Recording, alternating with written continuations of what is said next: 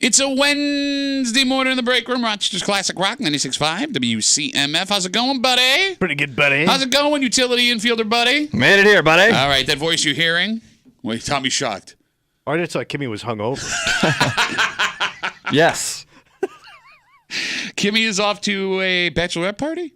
No, she's going with her husband to do some stuff. No, her husband's here. Wow, we are the worst coworkers ever. No, she's not going to a bachelorette party. Her husband texted me last night a video of him driving away from the airport. It was a video like, off, and my wife's gone. Party. Which, by the way, I totally understand. I know you could love your wife and be super excited. Yeah, I didn't know it was a bachelorette Wait a minute. How are we the worst coworkers ever? Are we sure, though, it's a bachelorette party? No, I'm not. That's why I said It's not. Okay, what? I don't know what it is. She's going like out west to see family. Yeah, I don't know what it is, or where it is. I just know Palm that it was like Springs. a family event. Okay. She's going to Palm Springs. We don't know. That I knew that. How do you know that? Because we were talking about Oh, you should go to Palm Springs with her husband who's at his house right now? I've always wanted to go to Palm Springs. I go, that's so cool because that's like, what? Bro, anytime you could go see Sonny Bono's old Italian restaurant, I'm in. Which was one of the worst Billy Joel songs ever.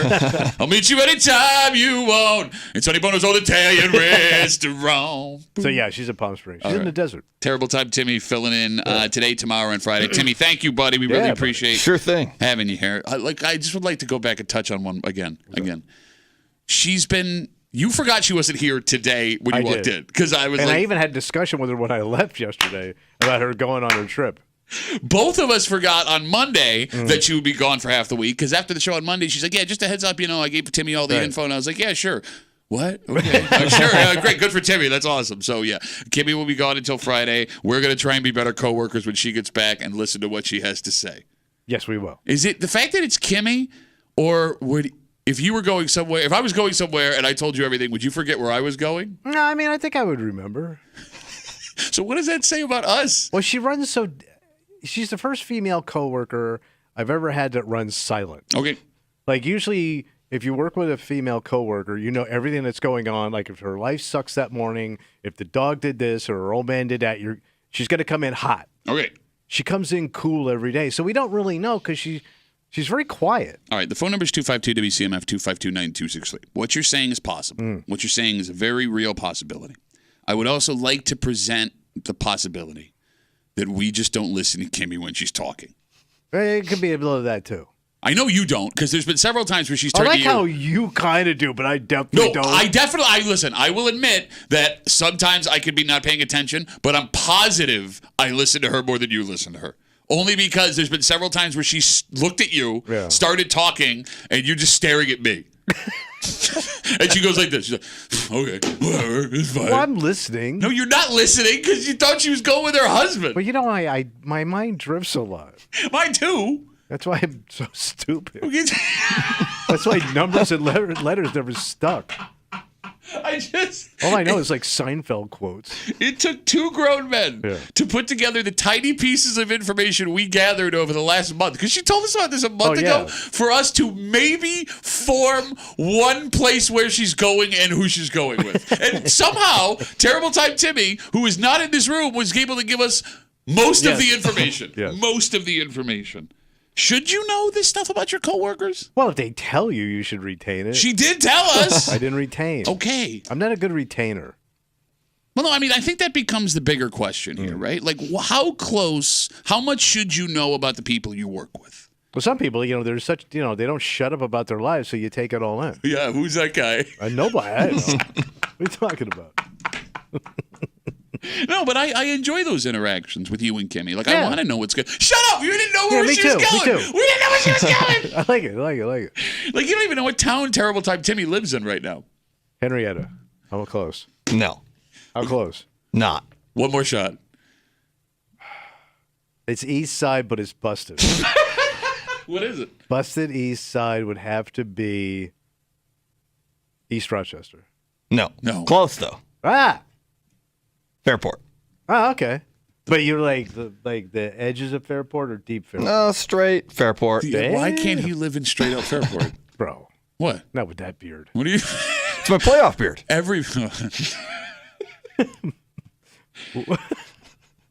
Timmy does the Amherst games for us over on our sister right. station, 95.7. Yeah. How the boys doing? They are playing. Wait, they played last night. Tomorrow. No, tomorrow. I thought they had a road game last night. No, tomorrow. Oh. Sunday. They lost Sunday. Yeah. At home. Yeah, Sunday's like Tuesday. Yeah, kind of like it. Yeah, remember when Kimmy and her husband went to the game in Palm Springs to watch the Average play on Tuesday, a playoff game? You idiot. No, all right.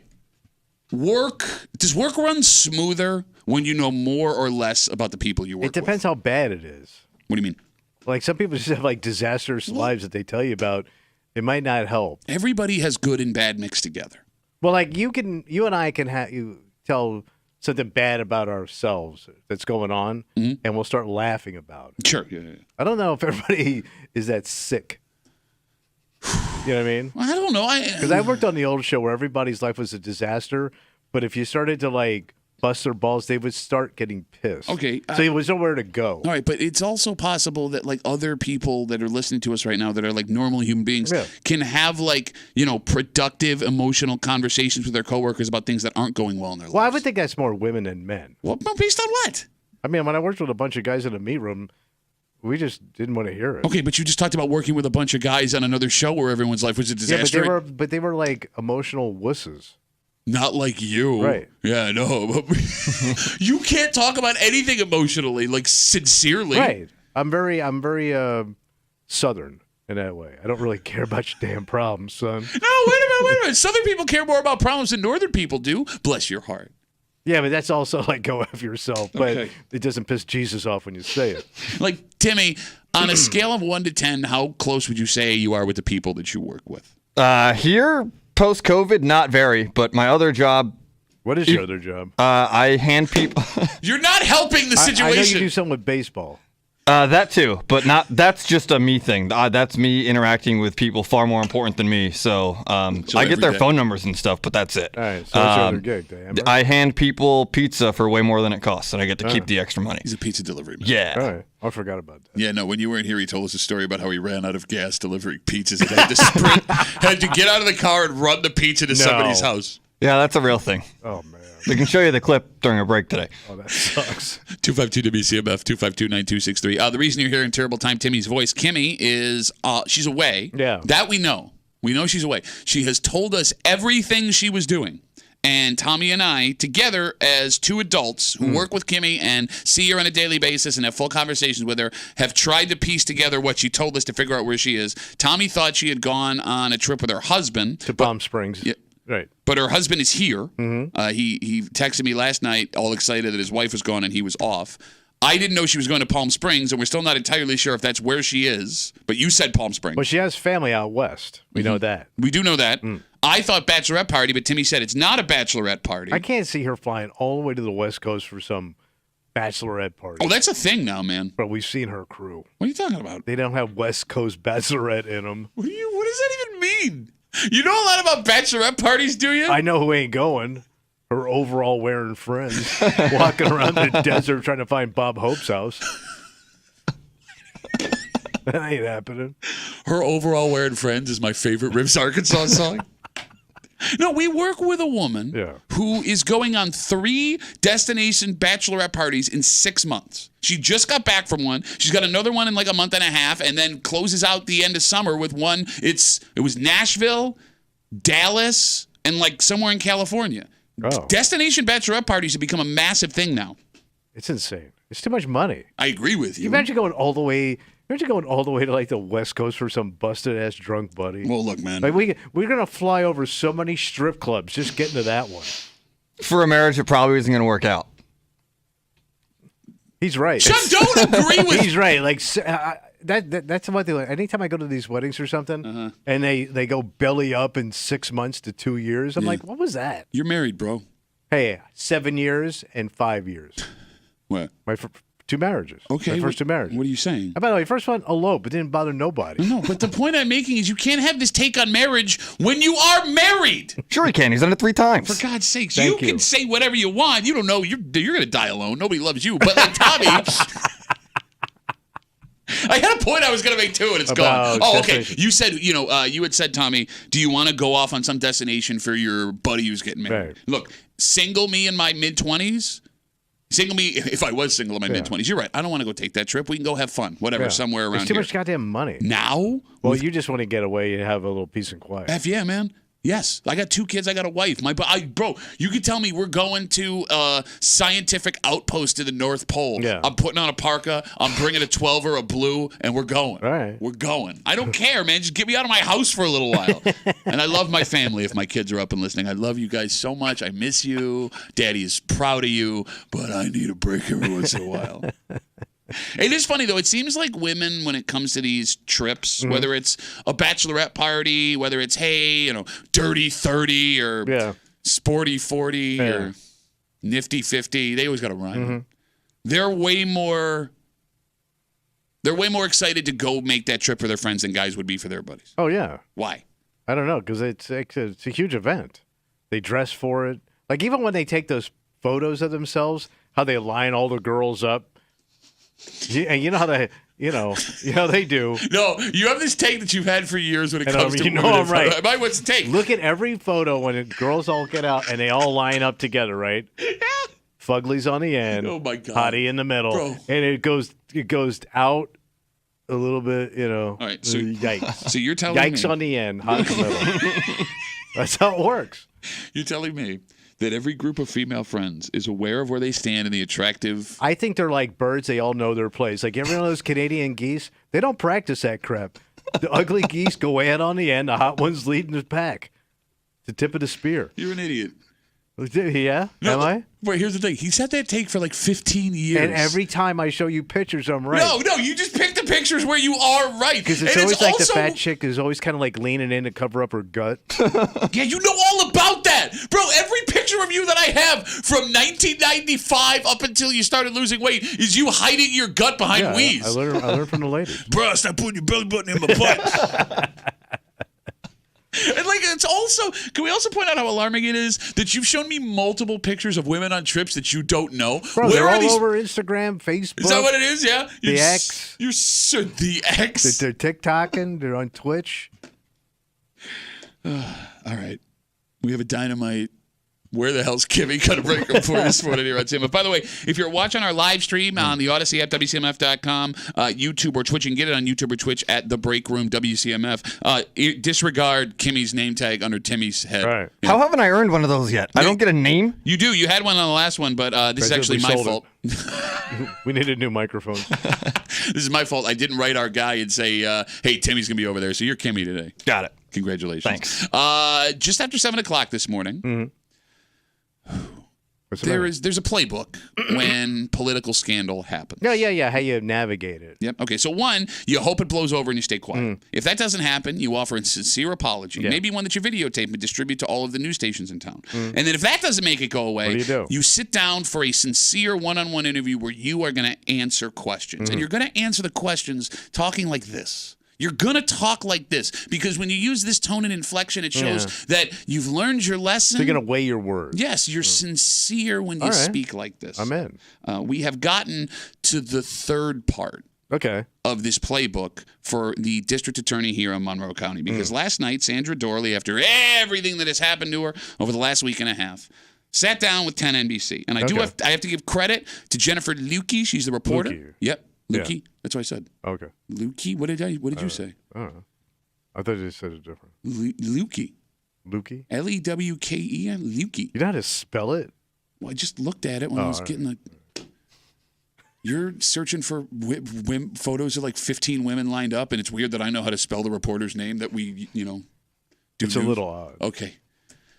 Credit to that reporter. Jennifer Lukey? Lukey. She asked the questions that needed to be asked. So she went after her. Yes. I wouldn't call it going after her. I thought she was respectful. But she didn't let her off the hook. No, she did not. And she gave her the full Lukey. Lukey. And what's interesting is you would think to help your cause. Yeah. Answering questions would be a good idea. Because you know what's coming. Yeah. Like you know what the questions are, basically. What doesn't help you What's that? is when you sit down for an interview voluntarily and don't actually answer a single question. Oh, none. And we'll get into it just after 7 o'clock here in the break room on CMF, plus a whole bunch more. But first, Tommy. Yeah. It's going to be one of those weird weather days. Well, it's going to be nice this afternoon. It is. Well, we're walking in here at 45, but it could be in the mid-70s depending on where you are and this afternoon. Got that going for you. Yes. Sunny. Sunny. And something that most Rochesterians, it seems, do not have would be very valuable. I know you have one of these. And I'll need it today? Yeah. You know what? Well, no, because you're actually such a bitch. You're wearing your winter one. Oh. What is with the deal? Why does no one in Rochester have a spring jacket? I do. And you mock it every time I come in with it. We'll get into it next to the break room on CMF.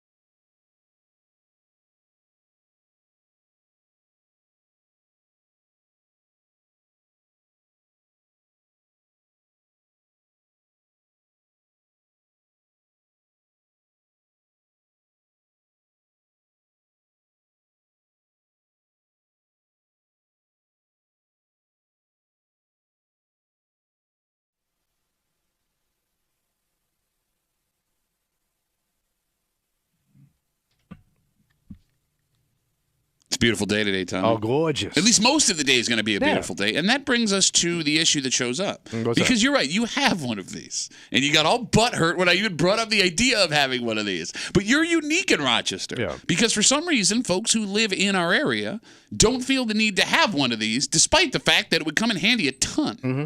You're hanging out in the break room, Rochester's Classic Rock, 96.5. WCMF. Terrible time Timmy's sitting in for Kimmy, who was on vacay. Look at that. Off jet setting somewhere.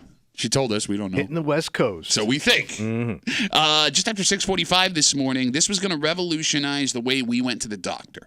Oh. Because sometimes finding a new doctor is very difficult. Yeah, you can't get in. Yep, even if you have a doctor, they schedule you out months. Mm-hmm. And there are people who don't want to have a doctor. They just want to go when things go wrong. Yeah. So how's that working out for you? Well, I mean, this was going to help all of that. All right. And the idea, after a couple of years, is now dead. Really? And we'll get to it just after 6:45 here in the break room on CMF. So it is 47 degrees right now. Mm-hmm. It is going to get up to 70 by the time you are leaving work around 4, 5, 6 o'clock this evening. And what sucks about days like this is you're walking in cold and you're walking out sweaty. Yep. Why are you laughing? Because when I wore this thing, can you let me get to... You're so mad. Well, I wasn't going to say anything. So mad. I just made a face. I bought one. I have one. You also mocked where I bought it. It is the perfect time, it being spring, for a spring jacket. Yeah. What's weird about the spring jacket, however, especially in the greater Rochester area, is almost no man wears a spring See what he's doing? jacket. No, He got that man in there. No, it's a simple... man, the real man, ball swinging man.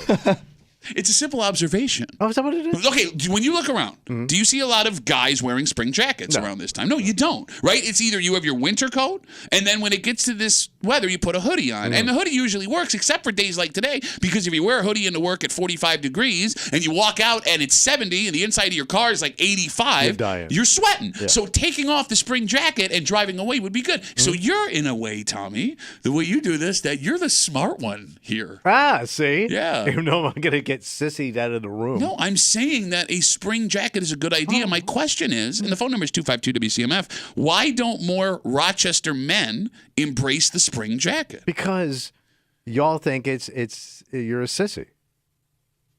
It is kind of a sissy look. You know what I'm saying? I'm just saying. It's like hey, just a light jacket. I have light jackets and I have light summer and spring sport coats that I wear.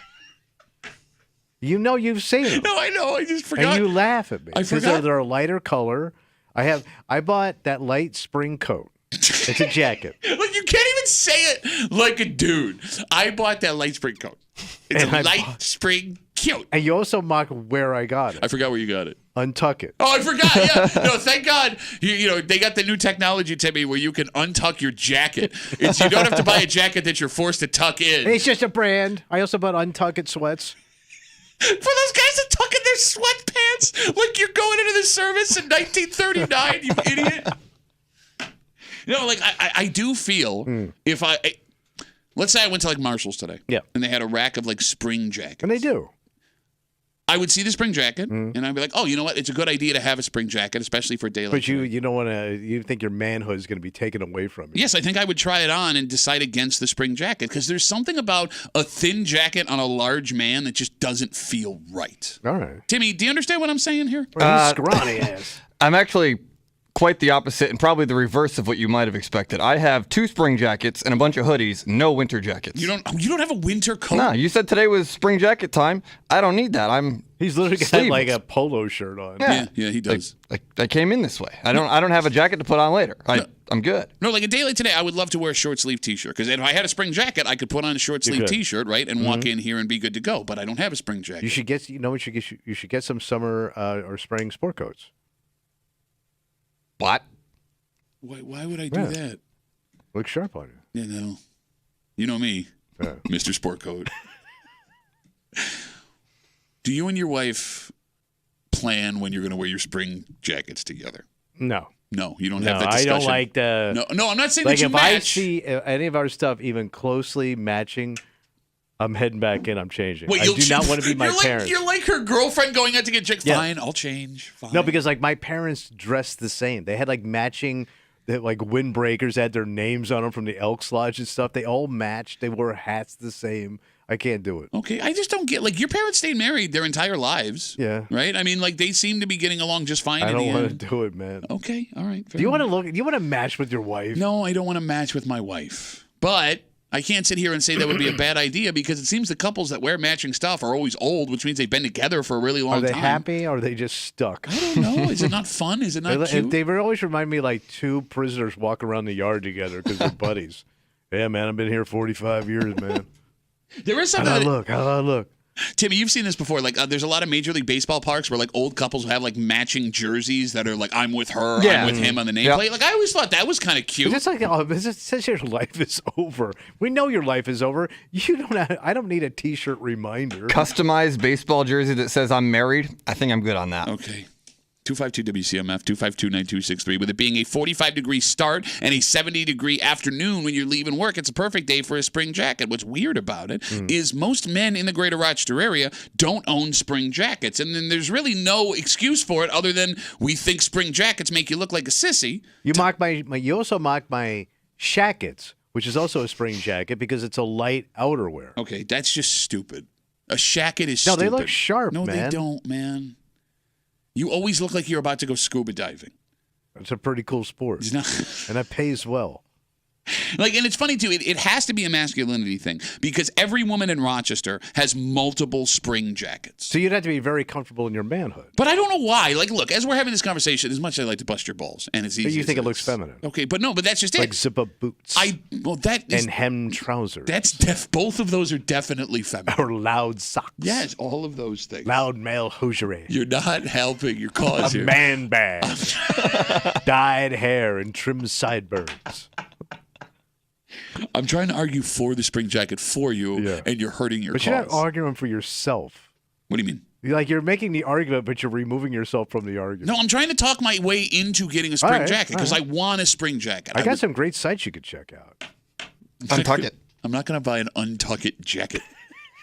Unjacket.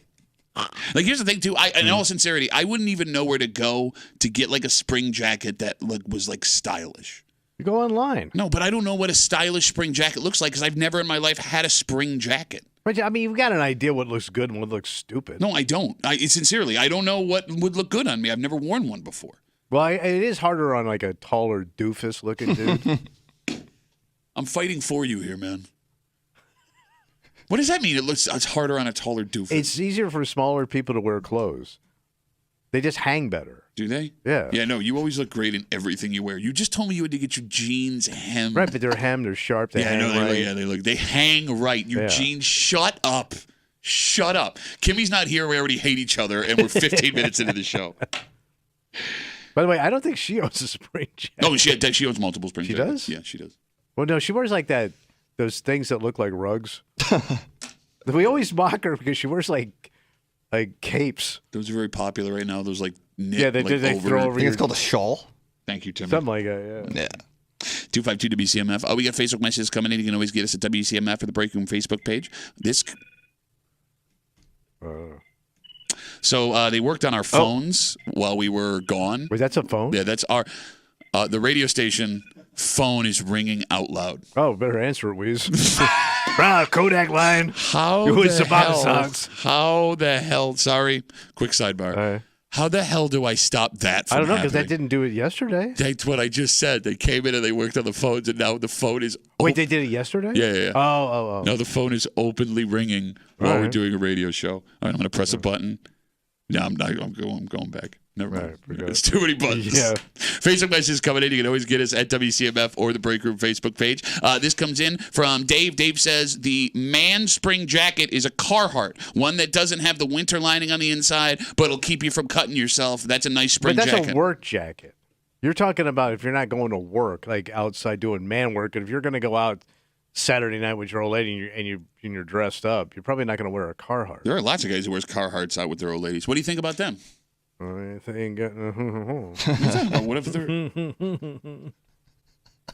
Is that how you do it? Is that why you've been divorced twice? Look, I don't think a Carhartt's I just think it's a working man's outfit. No, there are plenty of guys who don't even have working man jobs that wear Carhartts. Well, what are you trying to prove? I'm not. Like if you don't have a basic, what is it, like that khaki looking Carhartt? Yeah. Like if you have like a blue one or something like that. Why? Why would you not? Okay. Oh, wait. It doesn't look like a. I love how you. It looks like you're gonna go work. I love how you say like women wouldn't be into that. You think the average woman would look at the way you dress on a Saturday night and go, "That's the man I prefer over a man in a Carhartt"? Yeah, absolutely.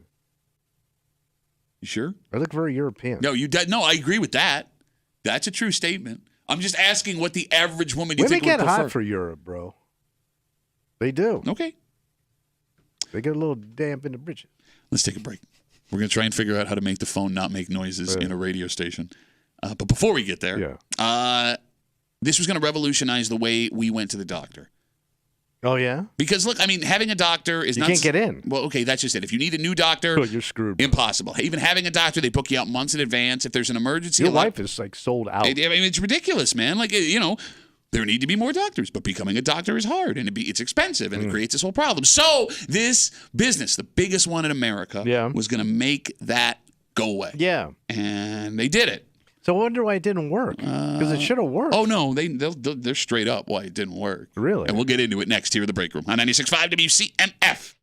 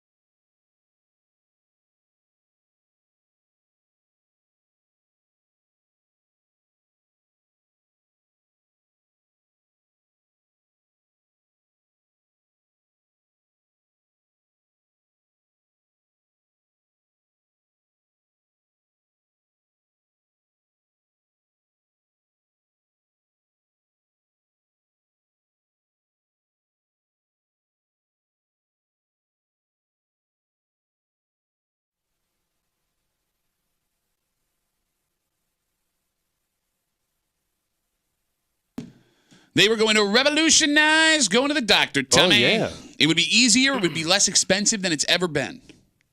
And it's gone. What happened? Well, this idea, which had just as many people nervous as it had them excited, seems to be too expensive, even for the biggest retailer in the United States. Yeah, because it was supposed to be like a discount way of doing things. Discount and simple. Yeah. But apparently, nothing's that simple. What happened? You're hanging out in the break room, Rochester's Classic Rock 96.5, WCMF, just after 7 o'clock. Sometimes when you screw up so badly, the only thing left to do is to sit down and face the music. Okay. And that's what the district attorney of Monroe County decided she was going to do yesterday. Fantastic. And in sitting down and facing the music, she somehow made it worse. Ooh. Because not only, if you're going to answer questions, the smart thing to do might be to answer questions. Okay, yeah. So we'll play some of that. So she go McDermott? A little bit. All right. Yeah, she definitely went All right. Coach McDermott. All right. But also, in doing what she did yesterday, she has really pissed off the rest of the folks who work doing news in this town. All right. And we'll get to all of it just after 7 o'clock here in the break room on CMF. By the way, terrible time, Timmy, working the board for us. Kimmy is off gallivanting on some trip.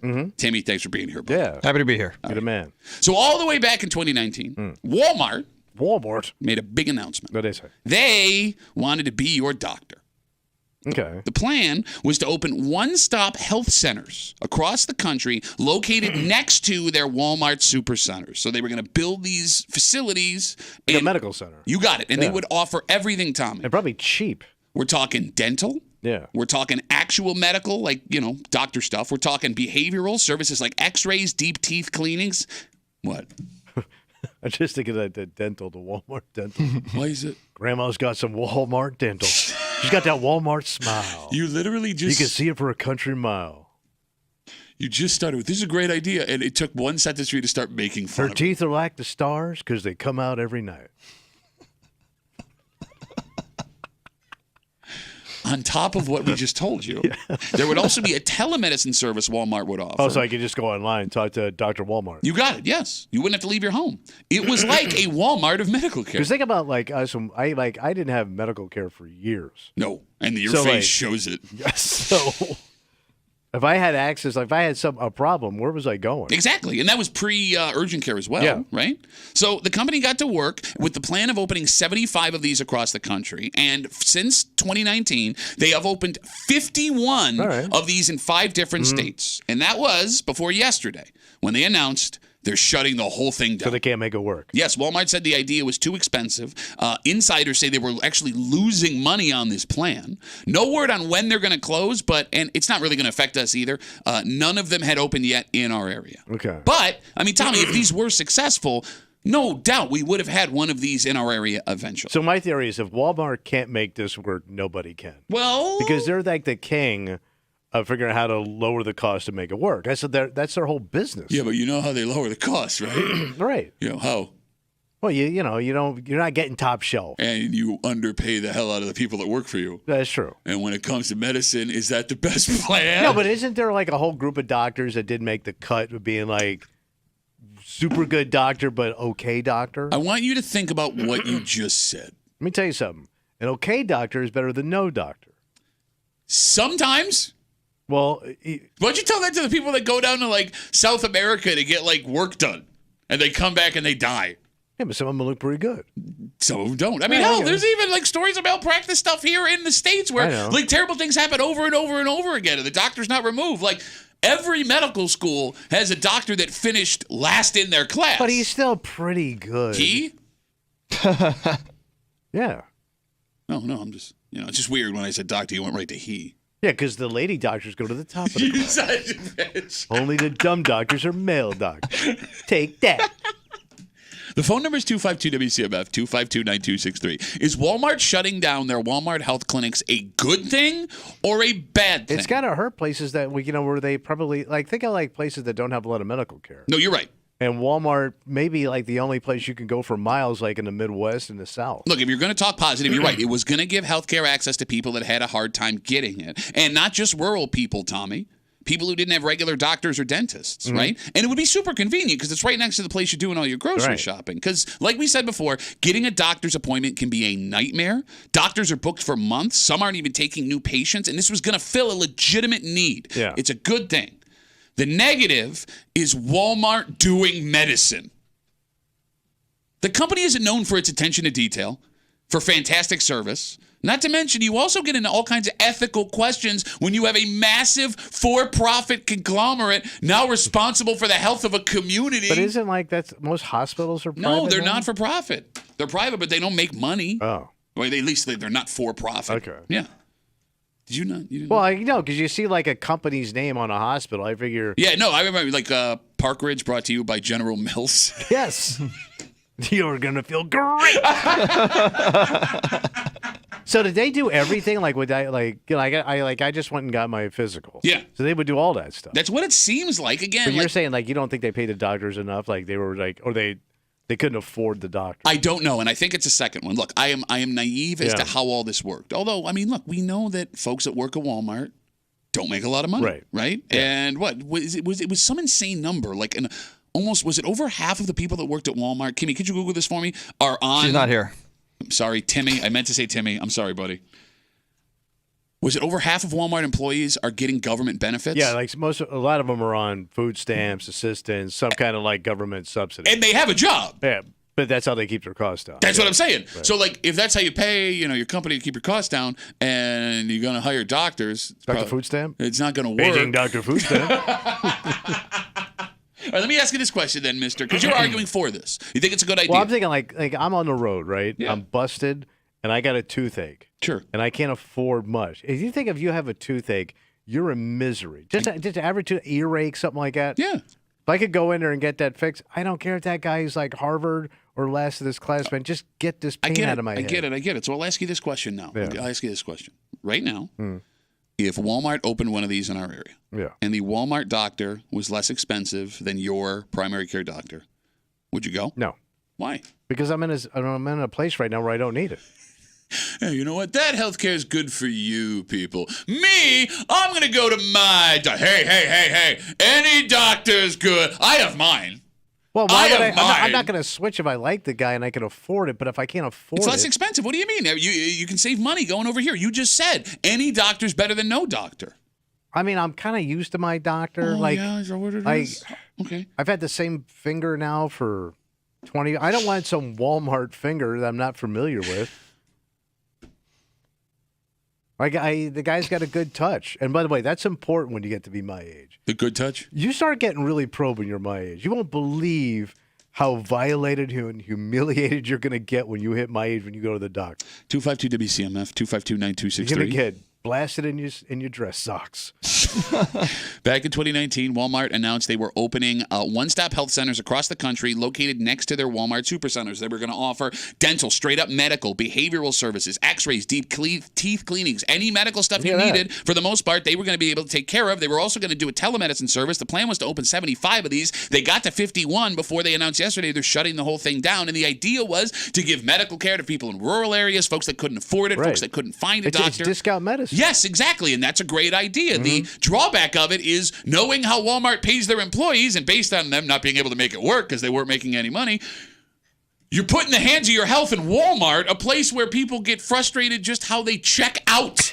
Timmy, do we have a percentage of... I didn't get a percentage, but they had 14,500 workers in the 9 states that have the benefits program. Walmart was first, McDonald's second, and nearly half of it, though. Okay, gotcha. If someone told you, Tommy, they went to Walmart doctor, would you judge them? No, me? No, of course not. Do you think I would stand there in my untucked shacket and judge that person? No, because like I've been there. You've been there. No, okay. Yeah, no, I know. You've been a lot of places. You've been a lot of places. And that don't keep you from running your mouth. Busted ass.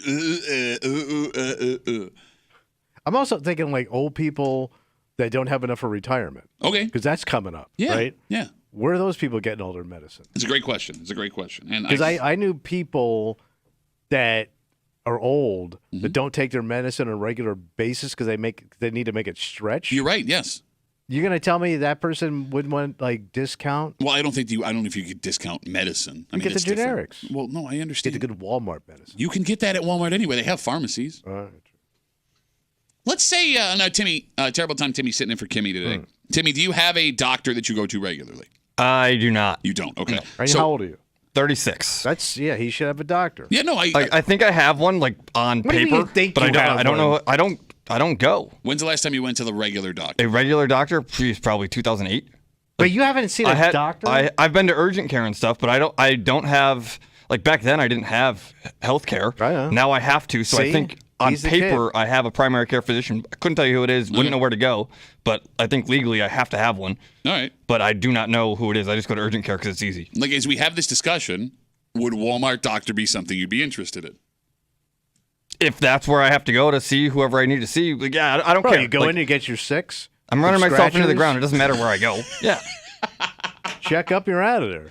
Well, it's funny, like, Timmy's saying he goes to urgent care. Like, I wonder how many people are now using urgent care as a doctor, like, exclusively. Probably a lot because they're all over the place. But, I mean, it's more, I would say, one, it's more guys than ladies that are just going to go to urgent care. Two, that's more expensive than just going to a primary care doctor, right? Like, Timmy, they bang you pretty good? Well, no, the insurance that I have, it's like $15 when you show up. Oh, okay, well, that's good. That's good. But you can't go to urgent care for like a physical or a checkup, right? Because that's not urgent. I don't think so. I think it's like you have to have a problem like right now. Yeah. So like, I mean, they're not going to like catch something.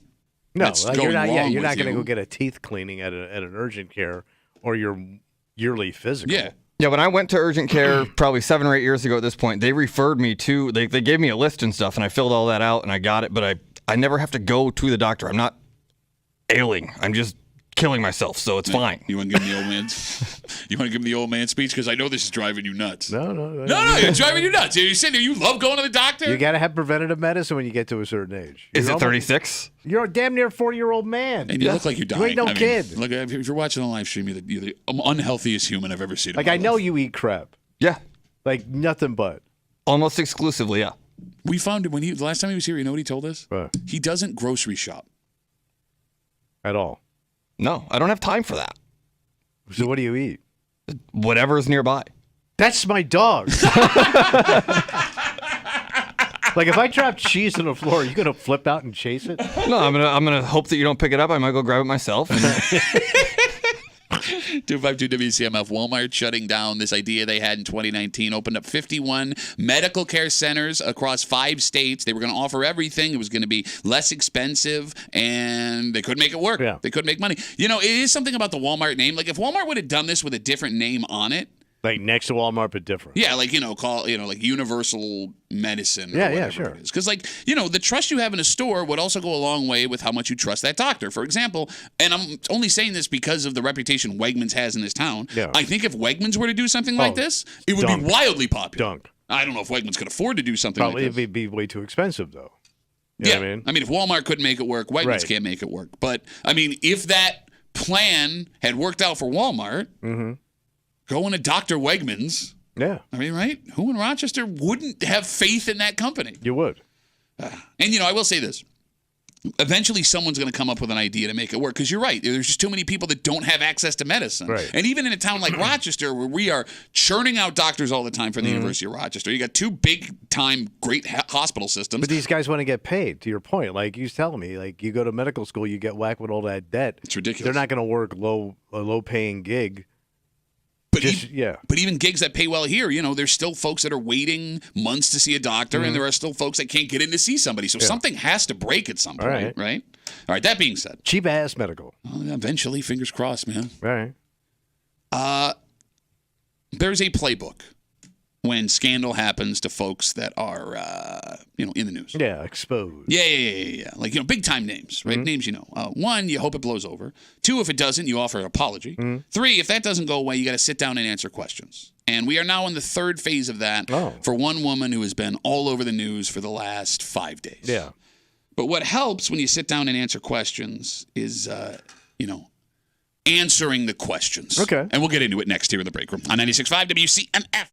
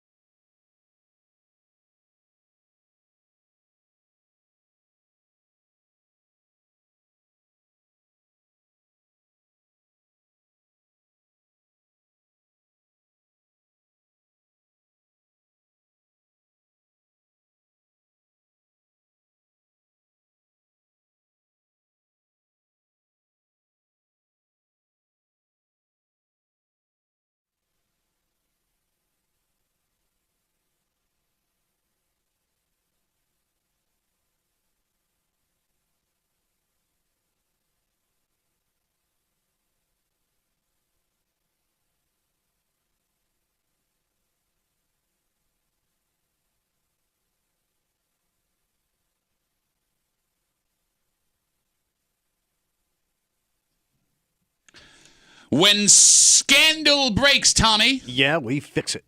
No, what? What? When scandal breaks, especially for elected officials, there's a roadmap to follow to spin out of it. One, stay quiet and hope it blows over. If that doesn't work, two, What's that? offer a sincere apology where you talk like this, slowly but stern, also with a certain soft in your voice so they know you mean the things you don't mean. Okay. It's weird that you sounded exactly like her right there. I know, having heard many of these apologies, how to do these apologies. Yeah, they're constantly in the news. The news all the time. And if that doesn't work, what's that? Three, make it go away by sitting down for a one-on-one interview. And we are now at the third part for District Attorney Sandra Dorley. But Tommy, you know what helps when you sit down to answer questions in an interview? Well, what do I got to do? Actually answering questions. Oh. You're hanging out in the break room. Rochester's Classic Rock 96.5 WCMF. Timmy filling in for Kimmy this morning. Thanks for being here, buddy. Happy. Kimmy has jetted off somewhere, despite the fact that Tommy and I are in a room with her every day, and she's been talking about this trip for a month. Yeah. We still, with the little tidbits of information we have to combine, aren't entirely sure what she's doing and where she is. True. So don't tell her that. Great. Thank you. Just over a week ago, Sandra Dorley had her run with the Webster Police Department. Now world famous District Attorney Sandra Dorley. Yeah, that video's gone double platinum. So, so let's just recap the way that things went down. Yeah. All right. So last Thursday, she released a statement completely out of nowhere saying that the Webster Police Department tried to pull her over. Yeah. She did not pull over. She reached out to the police chief out there. She then was in the driveway with them. She worked everything out. She took a ticket, paid a ticket, and that was the end of it. Yeah, we're done. And that was no big deal. Friday afternoon, the video drops. Yep. And it drops hard. Yeah. And everyone's seen it. Everyone's heard it. We know what she said. We know what she did. We watched it with our own eyes. So she goes radio silent all weekend long. Deletes her Twitter account at one point, not saying nothing. Monday morning, we're back here. We're ready to talk about it. Right before we talk about it, here comes the apology video. She sincerely... The apology tour. Yes, exactly. The video goes out. It's going to be at CMAC this summer. And yesterday, she decided to have a sit-down with News 10 NBC. Because nothing's fixing this thing yet. Well, no. And I mean, Tommy, she's still getting, and look, rightfully so, questions are being asked that aren't being answered because she has not sat down and answered any questions. So the interview is done by Jennifer Lukey. And in this interview, Tom, the district attorney is super apologetic. All right. It's like she said in her apology, and I quote, I have been humbled by my own stupidity. Okay. And look, with everything that happened, whatever you think, whether she should keep her job or not, at least we can listen to her side of the story. Yeah, let it out. All right. Well, now we have her side of the story. And I want to play you a couple of questions. This comes from News 10 NBC last night. Again, this is reporter Jennifer Lukey talking to DA Sandra Dorley. So, Sandra, I'm going to start with a question I think everybody wants to know. Sure. Why didn't you stop? I have no good answer for that. I regret what I did. I am sorry for what I did. If I could go back in time, I certainly would handle the situation a lot differently. I wish I could say this is why I didn't stop, but I have no good answer. I made a mistake. Question. All right. So you sit down and answer questions. Yeah. First question right out of the gate. Right. Right out of the gate. Why'd you do it? Why didn't you stop? Right. And the answer to her question is, I don't have a good answer. Which means you have an answer. It's just not a good one. You don't know an answer I want to tell you, Jennifer Lukey. What kind of response is that to a question? It's the kind of response I give my wife when she walks into the room and I'm doing something I'm not supposed to be doing. I don't know why the situation has developed at this time. I don't know. I have an explanation, but it's not a good one. Okay. Right out of the gate, she has an opportunity to say, this is why. This is absolutely why it happened. And she doesn't. I don't have a good answer for that. I don't have a good answer for that. Now, by the way, the phone number is 252-WCMF, 252-9263. So we're off running. All right. Interview has started, but sometimes it takes people time to get comfortable. Gotta get loose. Yeah, before they open up a little bit, right? Reporters have to make their subjects feel like everything's going to be okay. So maybe that happens here. We'll do another question from Jennifer Lukey on 10. What were you hoping to achieve by calling the police chief 3 times during that incident? So the context is, you know what, I work with law enforcement every single day. I have every single chief's cell phone in my phone. When I realized that the officer was attempting to pull me over, I wanted to make sure by calling the chief that he knew it was me and that I wasn't a threat. That first call lasted approximately 18 seconds. Can I tell you exactly what was said in it? I don't remember. Was that the wrong decision? Obviously, yes. It was wrong. I made the wrong decision, and I regret it.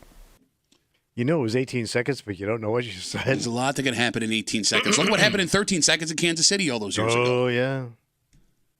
She says she wanted to call the chief to let him know that she wasn't a threat. Mm. You know what would make it well known you're not a threat? What's that?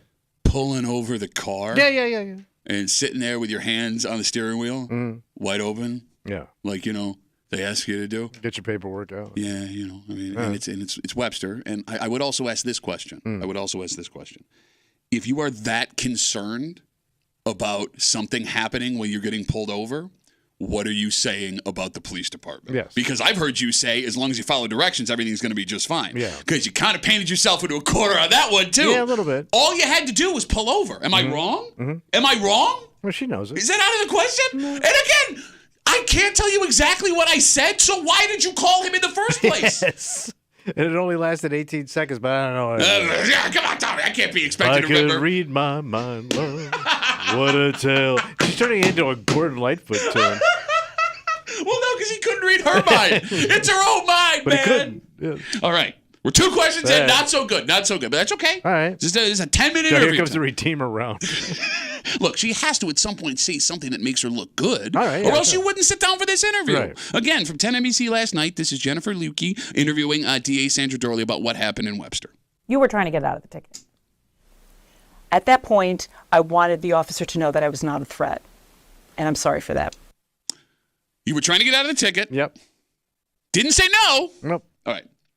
Here's what's bothering And me. these aren't even like gotcha questions. No. These are pretty standard things you would see coming. But that's also kind of how bad the situation is, because despite the fact that you saw, these are all questions we had. Pretty basic questions. You can't answer the question. Yes. And you've had a long time now to think of this. Yes, you have. And here's the thing. And she probably sat down with her. She's a lawyer, but I'm guessing she also sat down with a lawyer before she did this. Most likely. Right? Right? You have people that are there to help you out here, right? I mean, Yeah. make sure you answer.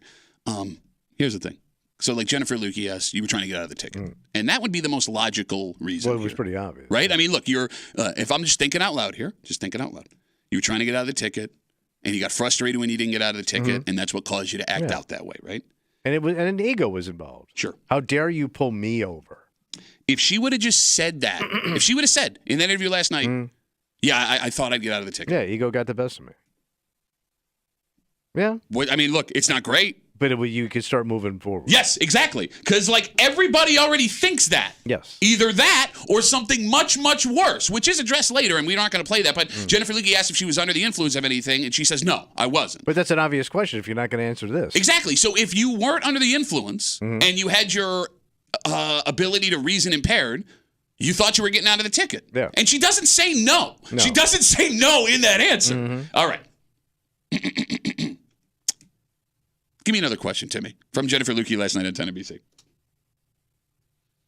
Oh, hold on. We're waiting here. Timmy, Timmy's not a full-time guy. He's a utility infielder. Sometimes errors happen. Go ahead, Timmy. Thank you. Why not just pull over and tell him you're not a threat? I don't have a good answer for that. Oh, my I made God. a mistake. I was not thinking clearly. It all happened so fast. If you understand, the area where, I first saw the officer to my house, it was a little over a minute. The whole thing unraveled so quickly. I made a lot of mistakes. If I could go back in time, I would certainly If I could go back in stop time. No, it's and Cher, handle it man. differently. If But I I could didn't, turn and back I was a time. jerk. All right, so If I could not yell in your body count. It happened so fast, because I was speeding.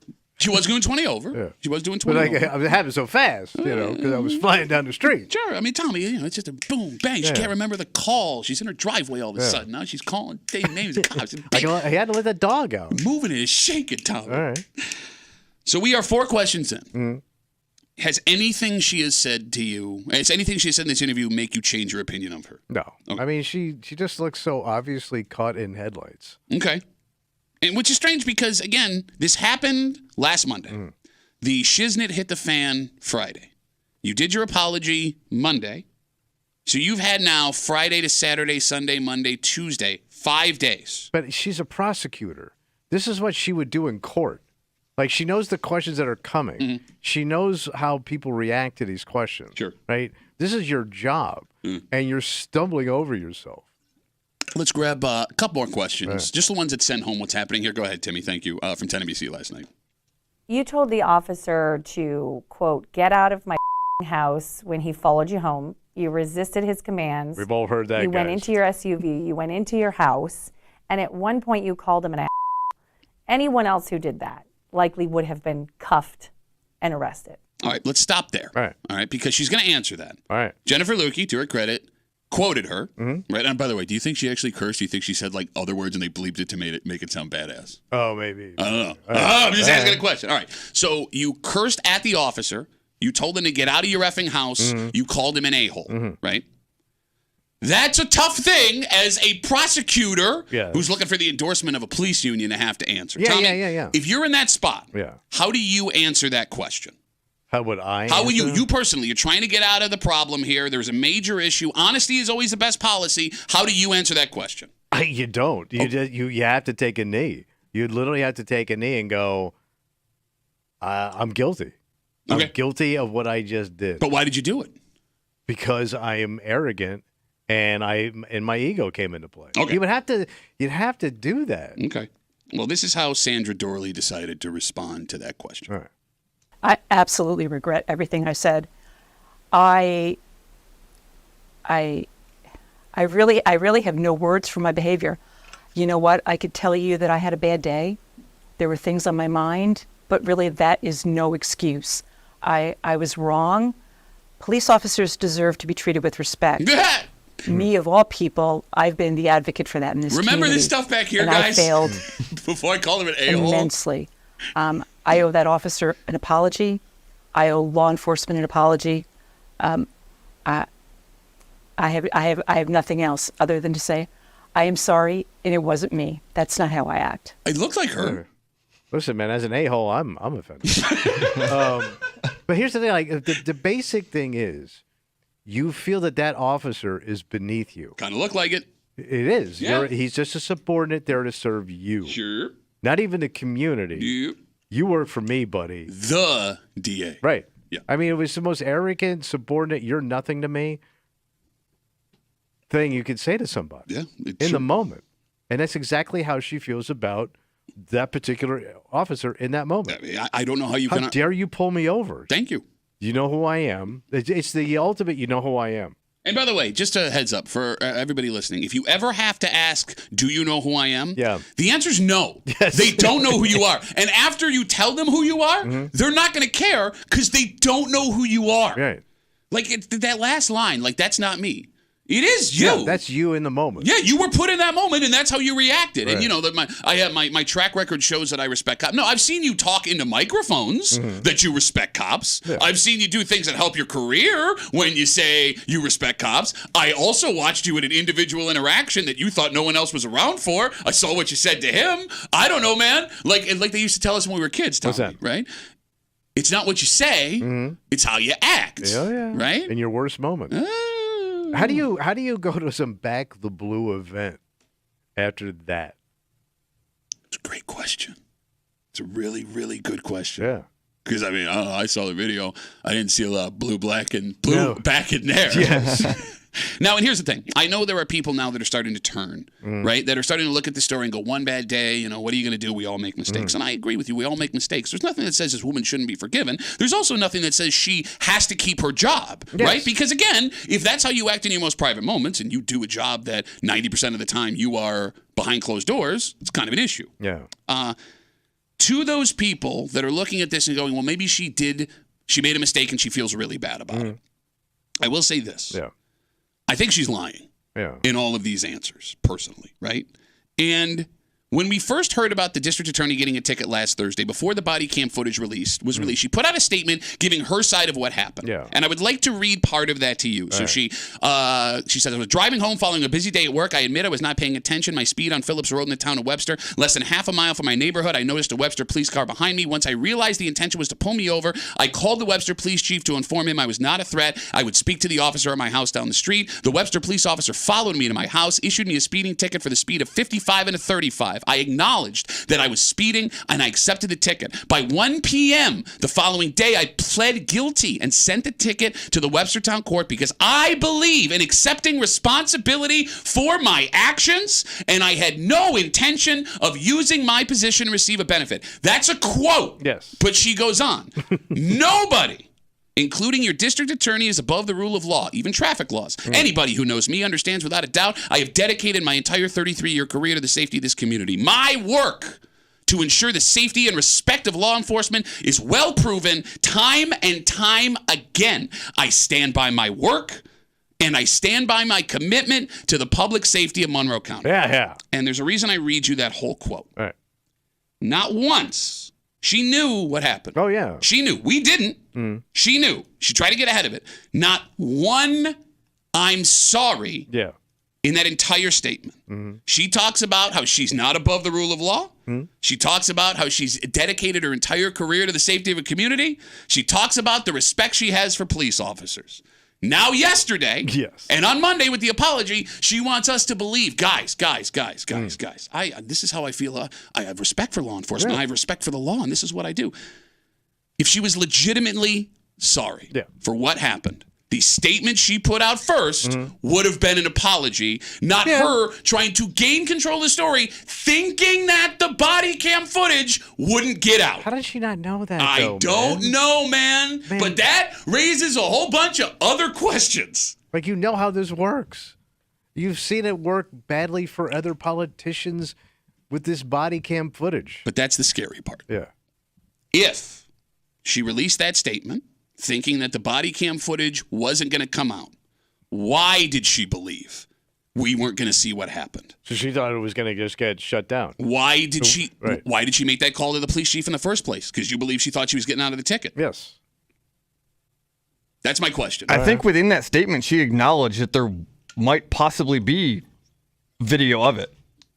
Towards the end of it, I think she said, like, if you'll see that, if the video comes out, I acknowledge that I was hostile and stuff like that. I didn't see that in the statement. It might have been a statement following then. Okay. But I thought that it was prior to it being made public. My point is this. Why is that? My point is this. If you were that sincerely apologetic as you were last night and as you were on Monday, you'd have said it on Thursday. Yeah. You'd have said it on Thursday. And was she even sincerely apologetic? She just said words. This No, time. I know. I get it. I'm with you, Timmy. I agree with you. Timmy's Yeah. sitting in for Kimmy this morning. She's gone.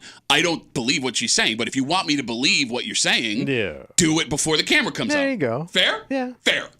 All right. God, I just want to have fun, man. I know. These stories are not fun. I know. It's not a good time. The last people who should be holding people accountable are you and I. That's right. Thank you. Well, Tommy, Mother's Day is coming up. Oh, yeah. You got your plans all set? Yes, I actually do. Okay. Yeah. Good for you. The DNC is here to help you if you don't have your plans done. Okay. But in looking through this article, which is a common article that you see during Thanksgiving, Easter. What are you going to do with Ma? Well, it's brunch time, right? Brunch is Yeah. a standard. Let's go feed Ma. There is something about brunch Yeah. for moms that is super different about anything else. Women love a table of food. Oh, no, it's not that they love a table of food. They love a big old jug of booze, bro. Oh, really? And we'll get into it next here in the break room on 96.5 WCMF.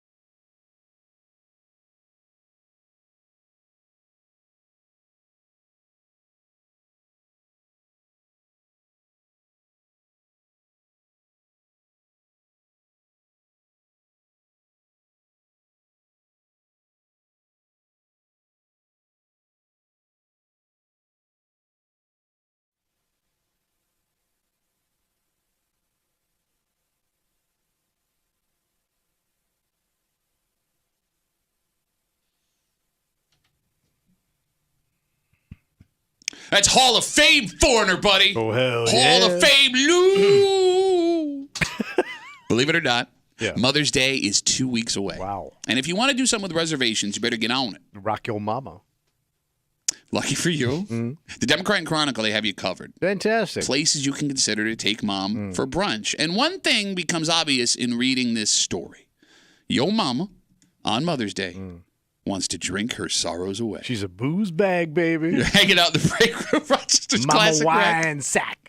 96.5 WCMF. Terrible time. Timmy sitting in for Kimmy, who has jet-setted off to the West Coast, we think. Yes. Yep. So, Timmy, thanks for being here, buddy. You got it. Right now, you can go to WCMF.com, visit the contest page, enter for your chance to win a pair of tickets to see Dane Cook. Dane Cook. October 10th at the Kodak Center, courtesy of Live Nation. Tickets go on sale this Friday, 10 a.m. at Ticketmaster.com. So I told you in front of me, I have this article from the Democrat and Chronicle titled Mother's Day Brunch and Buffets, Where to Take Mom for Mother's Day. All right. And we've seen this article before, Thanksgiving, Christmas, Easter, sure. right? Where to go if you're looking for a nice Pamper little Ma. spread. Yes. Well, no, I'm talking about any kind of spread, okay. right? But this story about Mother's Day is a little bit different because apparently every mom is a drunk. Yep. 30 to 40% of the suggestions in this article are wineries or distilleries, places that normally specialize in alcohol that are apparently also offering food buffets for mom next Sunday. Tommy, moms would love going to a winery or a distillery for brunch. What is weird, however, and tell me if you think I'm wrong, the phone number is 252-WCMF, 252-9263. There's going to be a similar article coming out for Father's Day in June. Yeah. And this isn't something that you really see for Father's Day. No. It's not a list of places that will just plow dads full of alcohol. Yeah. It's like, hey, there's a carving station or they got a potato bar over here, right? This is nothing but booze. Okay. Are drinking moms now more socially accepted than drinking dads? 252-WCMF. Well, I told you, because I'm older, I've seen the drinking culture change. Okay. Like in bars and restaurants over the years. And yeah, I would say there's far more heavy drinking ladies out there than there was 50 years ago. Okay, so there are more drinking ladies than 50 years ago. Out and about. Maybe she drank at home like my mother did. Sure. And my mother would go drink for drink with my old man. And she had that personality where she flipped. Okay. So you didn't want to take her out. I get it. But I would say, yeah. I mean, there's way more access to alcohol for women now, and it's more socially accepted. Okay, the way that you're saying it, though, you kind of sounded like it's not a good thing. I will say this. If a woman was drunk at a bar back in the day, she was going to be looked at poorly. And your opinion on that has changed based on Absolutely. time. What is wrong with you, man? What are you doing? Have your alcohol. You're going to pay a price, though. What do you mean you're going to pay a price? Guys are going to pay a price for being drunk in a bar, too. I know, but you're going to get hungover, and your face is going to go bad. What, bro? I'm looking at your face right now. Men's faces can go bad. My face was never good. But we know some chicks that just drank themselves bad. Tommy, we also know a ton of dudes that drank themselves bad. But nobody cares. Their wives care. No, they don't. Bro, there are guys listening right now. Can he mow the lawn? Can he pull a check? What, I'm sorry. Are we doing a show in 1954? What are you talking about? There are guys right now. Yeah. And I mean, again, the phone number is 252-WCMF that were in marriages for 15, 20 years. And they're now getting back on the dating scene again after, for whatever reason, those marriages ended. And look, alcohol makes it harder for you to meet people when you've been leaning on alcohol your entire life. I know just as well as you know. You know I've had my issues with alcohol, just like you still have your issues with alcohol. So for us to sit here and be like, oh, you ladies, you can't be drinking, excuse me, makes us look like idiots. Timmy, do you have plans for Mother's Day yet? No. Okay. Our plan, if you're going to get your mother something for Mother's Day, what would that be? Last year we went to a Red Wings game. That was pretty cool. Okay, all right. So you have How many beers? For me or her? What was your mother drinking at the game? She wants me to say no, so no, she wasn't drinking. Okay, all right, fine. Well, I'm saying the standard gift now for Mother's Day seems to be a nice bottle of wine. Yeah. Right? Which is also kind of a new thing. Right? What did you get your mother for Mother's Day back? Okay, you're the wrong guy to ask. It usually was flowers, card, that kind of stuff. Oh, you actually got her stuff? Sometimes. Not all the time. But no booze. So going back to this article in the DNC, Zugaby, I think I'm saying that right way, Zugaby Vineyards in Geneva, Blue Barn Cidery, 20 Deep Winery. Those are just a few. 20 Deep? That's the name of the winery, 20 Deep Winery. Man. It's just a few of the suggestions for Mom and the DNC. And even the places that aren't strictly booze places, one of their big hooks that they're offering, Bloody Mary bars and bottomless mimosas. Right. So those are those lady morning drinks. Yeah. Are Bloody Marys a dude or a chick drink? So they used to be just a dude drink. Okay. But then they turned into a mom drink, and then a mimosa turned into a mom drink. So I always, as long as I've been drinking, mimosa has always been a more of a female drink. Yeah. That was a dude drink back in the day? No, but I'm saying the Bloody Mary was. Gotcha. The Bloody Mary was the hair of the... Hair of the dog that bit you. Yeah, you had it in the morning. It was almost like a liquid breakfast. Okay. But that turned into a mom drink. All right, so let me ask you this, just to judge where we think the Bloody Mary is. If you saw a table full of guys drinking Bloody Marys at 11 o'clock on a Sunday, would you judge those men? Oh, yeah. Why? So ladies drink. No, but you just said you grew up with it being a dude's drink. But it kind of got confiscated by the ladies. Just like really light wines like rosé, like it almost looks pink. Mm-hmm. I mean that's almost like another like morning drink women can have because it's light. Okay. If I saw a bunch of dudes drinking rosé in the morning, but rosé was never a guy drink to begin with. Right, unless you're Italian and you're going to the sulfur mine. I would say all those are like chick drinks, mom drinks. Bloody Marys now have like cheeseburgers on them. Yeah, and like stuff. the chicken wings coming off the top of it with the onion rings. No, but that says more dude stuff. To Timmy's point, like I can't see my wife sitting down to order a Bloody Mary with like onion rings and chicken wings coming off the top. Well, those are nobody really orders those. Those are like joke promotional drinks. No. You rarely see somebody eating that. Bro, you don't drink in the places I hang out, man. They're not You jokes. see man drinking? Yes. All right. Well, yeah, because they got food coming off. All right, Bloody Bob. Here he comes. I mean, I do wonder with this article in the DNC where they're, talking about brunches, where to take your mom. A lot of them are distilleries, wineries, places that exclusively. She wants to get the glow on. Yeah. Are we going to see this for Father's Day too? Because it's not something I remember seeing. I mean, there's like one whiskey tasting every year that seems to pop up where you can take your dad, but that's always like an afternoon thing. Yeah, and usually those are tied to like golf and other events. Man stuff. Right. It does feel, though, now, and if I'm wrong, tell me. You're more likely to see a mom with a drink in her hand when you go out anytime than a dad with a drink in his hand. And I think we may have cornered ourselves to cause this to happen. Why? Well, you don't like your wife driving the car when you're in it. Mm-hmm. I also am a control freak. I want to drive. Right. So, like, if we're going to go out and my wife's not driving, she's going to be the one that gets to have the drinks, right? Sure. So, like, I get to have one and then have my Diet Coke. Mm-hmm. Yeah.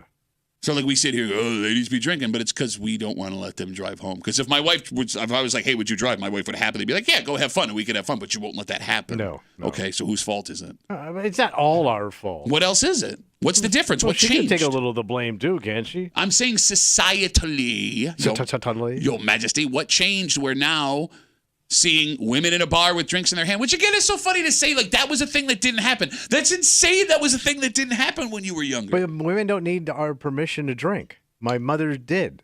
Like they're free to drink and move about the country. It's like Southwest.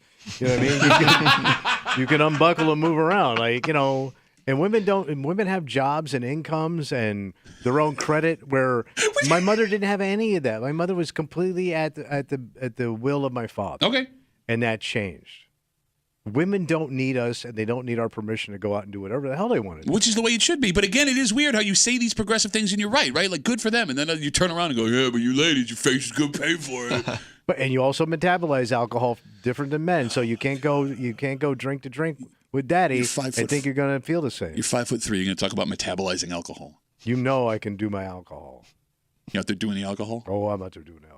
252 WCMF. Timmy in for Kimmy. She's off jet setting. As Tommy said, women are free to now travel the country whenever they want to. I want you to think about this question before we go to the phones. All right. Who would be harder to deal with? Drunken mom or drunken dad? Think for a second. Let's talk to Austin. He's on CMF. Hey, Austin. How are you, buddy? What up, Duffy? So, first of all, you two and Timmy are bordering on Sirius Satellite Radio topics here, making drinks gender specific. Hold on. I do want to make it clear. The reason I asked those questions is because there was a time where drinks were gender specific. So I'm trying to look at this through the lens of Tommy being a kid and how things have changed. That's why I asked. Okay. I get it. Well, nowadays, Tommy, drinks are drinks, love is love, and food is food. What more do you want? Amen, brother. Is that what it is? You're going to go down there and have your little Bellini drink when you go down there? You're going to do What's a Bellini? A Bellini is a peach champagne drink. Okay. It's delicious, and you can get it at Olive Garden, as far as I know, and probably other places too. No, also they say all the classiest guys get their Bellinis at the Olive Garden. Well, for me, yes, because I don't know where else to go. You drink Bellinis? What are you, a blind opera star? Behind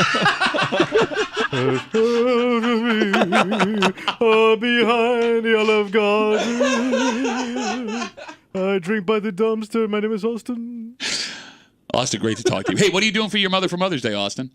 I'm going to have to send her a card because she still lives out in Seattle. Okay. Well, hey, way to be a great son. Here's a card. Thanks for having me and raising me. All right. Bye, guys. Bye, Austin. Have a good rest of the day. No, I'm not suggesting that you shouldn't drink something because of the gender drink you whatever are. you want. No, shut up. You know, because you don't believe. You're not with me on this. Enjoy your espresso martini, gents. You have 7 espressos a day. Not martinis. Bro, you have a special coffee machine to make you your sissy-ass coffee.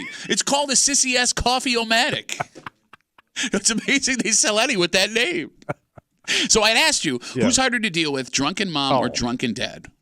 Moms. You think so? Bro, we've seen drunk men at comedy clubs and we've seen drunk women.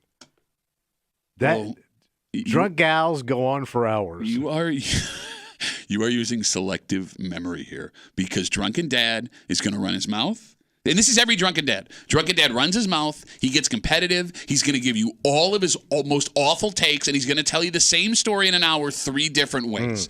Moms don't always get drunk and get bad. You can get fun, giggly, drunken mom. You can get happy yet emotional mom. Like there's going to be moms who go to these wineries and they're just so happy that all of their children are there and she's having a moment that she's going to get emotional. But it's a good emotional.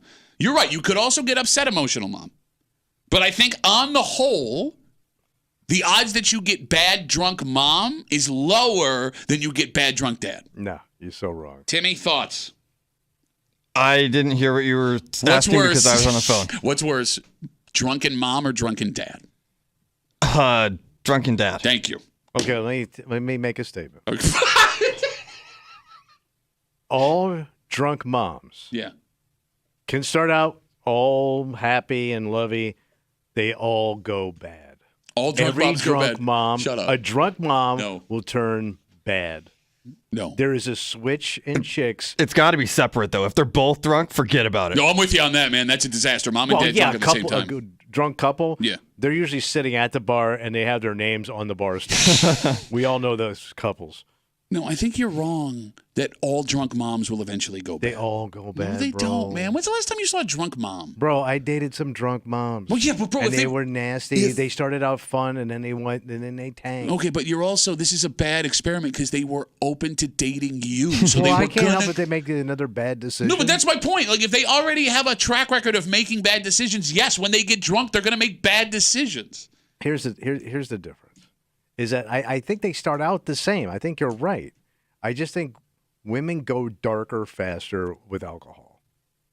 They turn dark. It's a different type of darkness. Oh, yeah, it is. It's the dark you can't get out of. They both kind of suck. Like it just takes a different turn on like where it sucks. What do you mean by that? Drunken dad, it's like, I will fight you right here. Drunken mom, it's like, please go away. I don't want to deal with you ever speaking again. I love how Timmy is unknowingly explaining his childhood. Yeah, no, it's not unknowingly. I know exactly what I'm doing. No, look, I'm with Timmy on this, man. Like, you put a bunch of drunken dads in a room together, there's going to be a fist fight. It's going to happen. There's a reason why the Bills weren't allowed to play primetime games from like 1988 until 1997. It's the drunken dads in the parking lot, right? Like, you don't go to like oh, God. I'm going to date myself. Like a Bryan Adams concert. Bryan Adams is allowed to perform at CMAC because they didn't chuck beer bottles in his bus on the way out. 252 WCMF. We got Facebook messages coming in. You can always get us at WCMF for the Break Room Facebook page. We're talking about this article in the DNC, where to take mom for brunch for Mother's Day. The funny part about it is 30 to 40% of the suggestions are just places to get drunk. Yeah. Wineries, distilleries, and even the places that are actually restaurants, the big hooks they're using are bottomless mimosas, Bloody Mary bars, and this is something you only see for Mother's Day brunch. Like, we're going to get yo mom drunk. Blasted, yeah. Rita writes us on Facebook. Of course moms want to get drunk on Mother's Day. Are you guys dumb? Being a mom is stressful. Even Mother's Day itself is stressful for moms. Just give me a glass of wine or some champagne and let me enjoy myself for 15 minutes. 15 minutes. What? She's going to be sucking them down. I mean, how is it stressful for her for Mother's Day? And what, is it really stressful? Everybody kissing your ass? well, but here's the thing. Like that line of children at your feet? So stressful. No, but I will say this. What? Like, when it comes to standard Mother's Day's activities versus Father's Day's activities, Father's Day is a day for dad. Where, like, you know, sending dad off to golf for the day is standard. If you're lucky. Right? Like, no, but I mean, that happens all the time. Like, rarely do you see the whole family wanting to get together for dad, where almost all Mother's Day activities involve mom having to be around everybody. You don't send mom off to do stuff. It's kind of what she wants, though. How do you know? She wants to march her ass around and dictate. No, it sounds like Rita doesn't want to do that. She says that stresses her So out. she wants to be left alone. That's what it sounds like. All right. Because usually mothers want to be with their children. No, you're basing that on what you think moms want to do. You don't love your children? Dads don't love their children? Dads need a break from child. Mom, They don't understand the children. what are you talking? I understand my children. No, but you don't hold them in your belly. No, but I hold them in my arms. They don't suckle your bosom. What are you talking about? There's a different connection. No, again, we're doing You a literally nurture the child. man who has never had kids. But I know how is a going boob to works. explain to a guy with two children. vagina works. No, I know you know how a boob works. I'm looking at two of them hanging off your chest right now. I just don't get how you can look at me, a man with two kids, and go, "Let me explain to you how bonding with a child works." I've seen it in the movies, man. What movies are you watching where there's women breastfeeding? Well, they don't. It's an out. Yeah, is It's implied. yeah, is it? Yes. Don't look at his YouPorn background. Breastfeeding mamas, drinking They're mimosas. called lactating lasses or knocked up mamas or effing pregnant. And they're all quality movies. This story we're going to talk about might actually be proof why dads drunk are worse than moms. Right. Because there is a local place, well, it's a national place, but we have one here. Right. Games, alcohol, Oh, fun. food, and fun. All right. Right? And they are going to now allow patrons to gamble inside their facilities, but not on sports, not at like a slot machine. What are they gambling on? I'll explain everything. And I promise you, this is going to end horribly. Okay. And we'll get into it next here in the break room on 96.5 WCMF.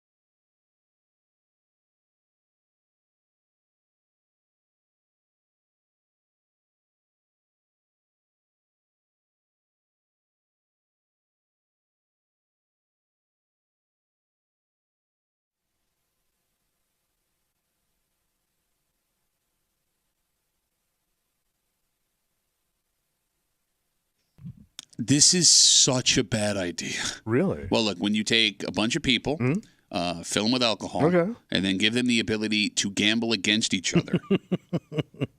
Past the already competitive nature of guys that we know, myself included, there's no way this ends well. Good? You're hanging out in the break room. Rochester's Classic Rock 96.5. WCMF just after 8 o'clock this morning. It's Wednesday. You know what that means. Oh, it's time to get a little hate on. Yep, actually, it's a story we had the last time Timmy was here when you were gone. Oh. A woman who wanted to make sure emergency services were working the right way. Okay. And she did it in the dumbest way possible. Yet there is a woman who wrote us a letter defending what this woman allegedly did. And we'll get into all of it just after 8 o'clock here in the break room on CMF. Yesterday, Dave & Buster's, you're familiar. Oh, yeah. Yeah, we got one in Henrietta, arcade for adults and kids. They got a bar, restaurant. Got everything. Tons of fun for everybody. Yeah. They announced a new feature on their digital app. Oh. Dave & Buster's is going to now allow you to gamble on their arcade games. How does that...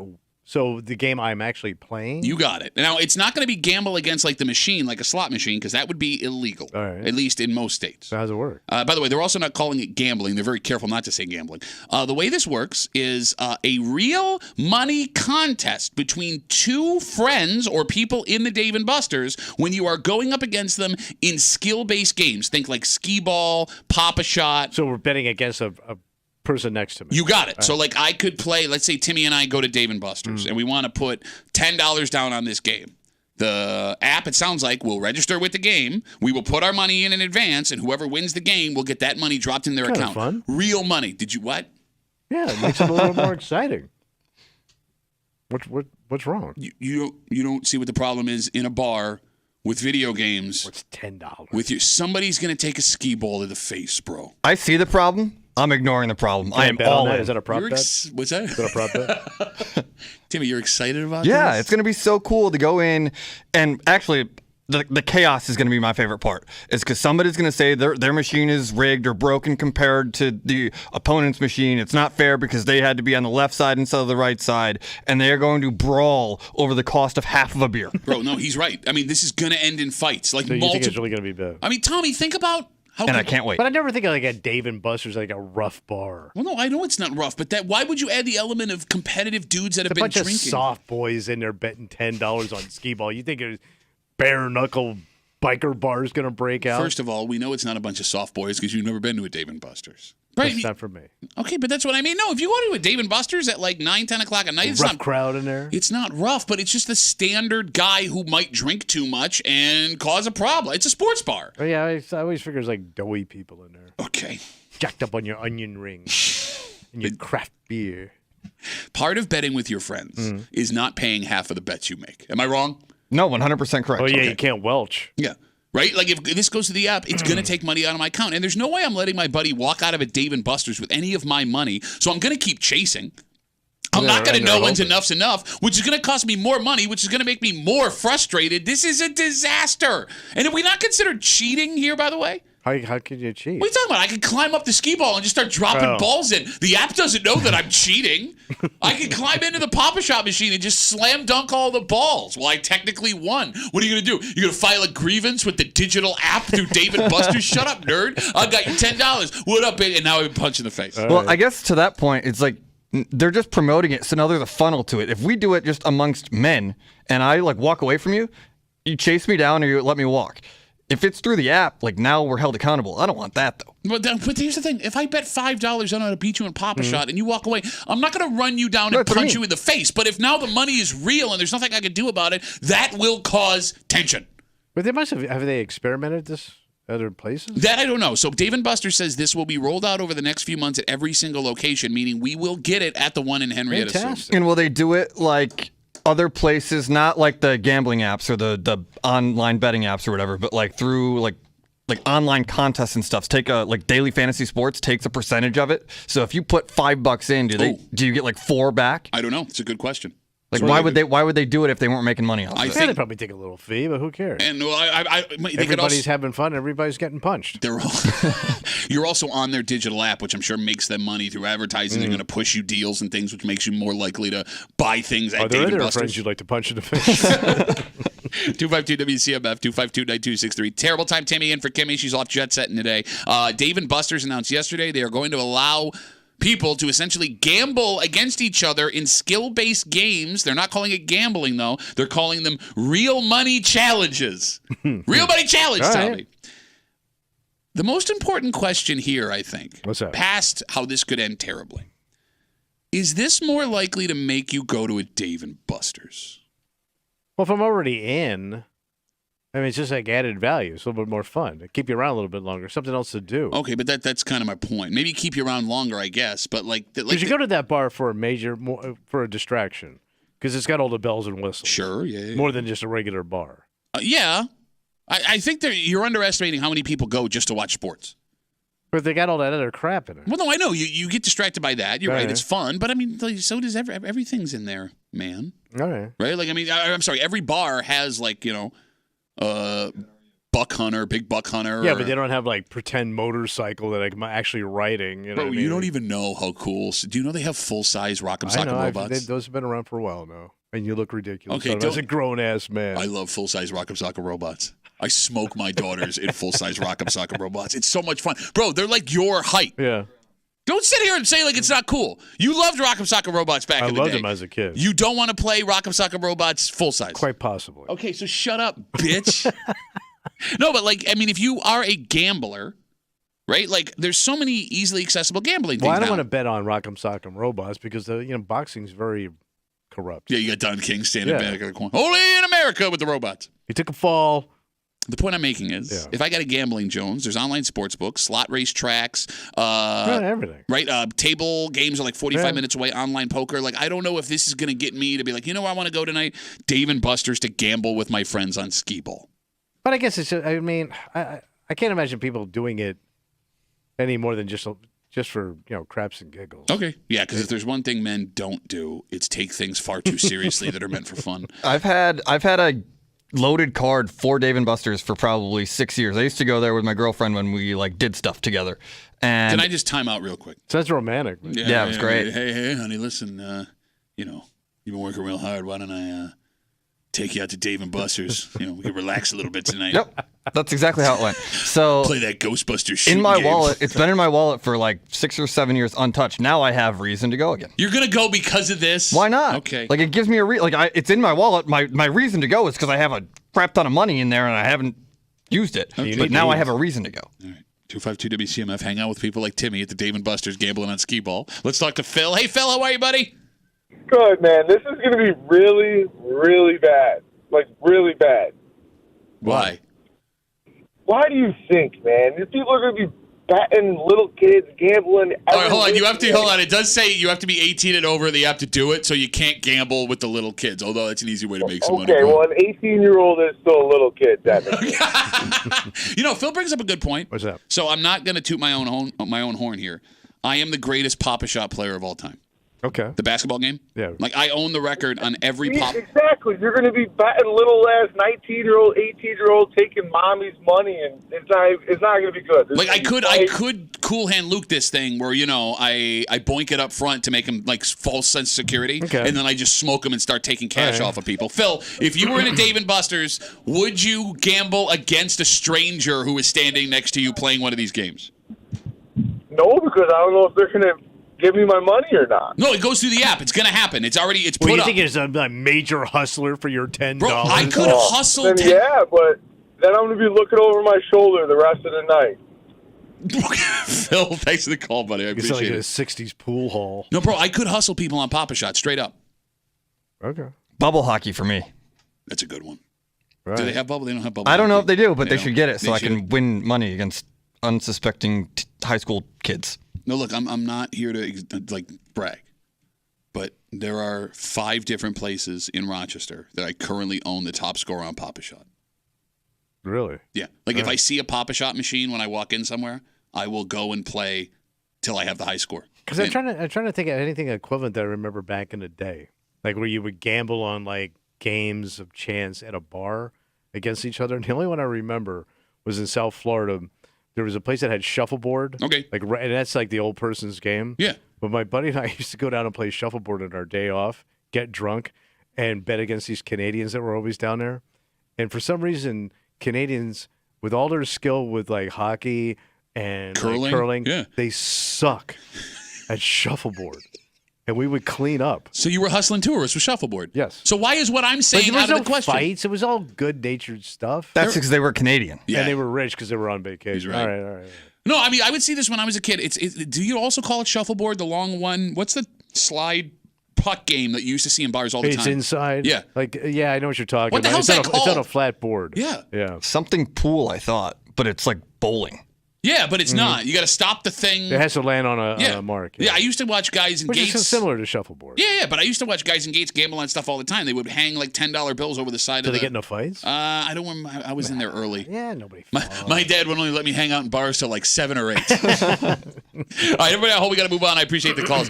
It's Wednesday. It's 8 o'clock. You know what that means? Ooh, we got to get the hate going. Actually, this is weird. We had this story the last time Timmy was here. So, Tommy, you actually haven't heard this story yet, despite the fact you haven't heard it. There's a woman upset with us for doing it in the first place. Wow. And there is no way, at least we thought, Timmy, to defend a woman who used this emergency service to test the police department. Do you remember this story? Yeah, I do, yeah. Okay. Yet, Like a dry run. bro, that's exactly what she did. And not only was it a dry run, she was very disappointed as she was being put in handcuffs. We'll explain the whole story next here in the break room on 96.5 WCMF.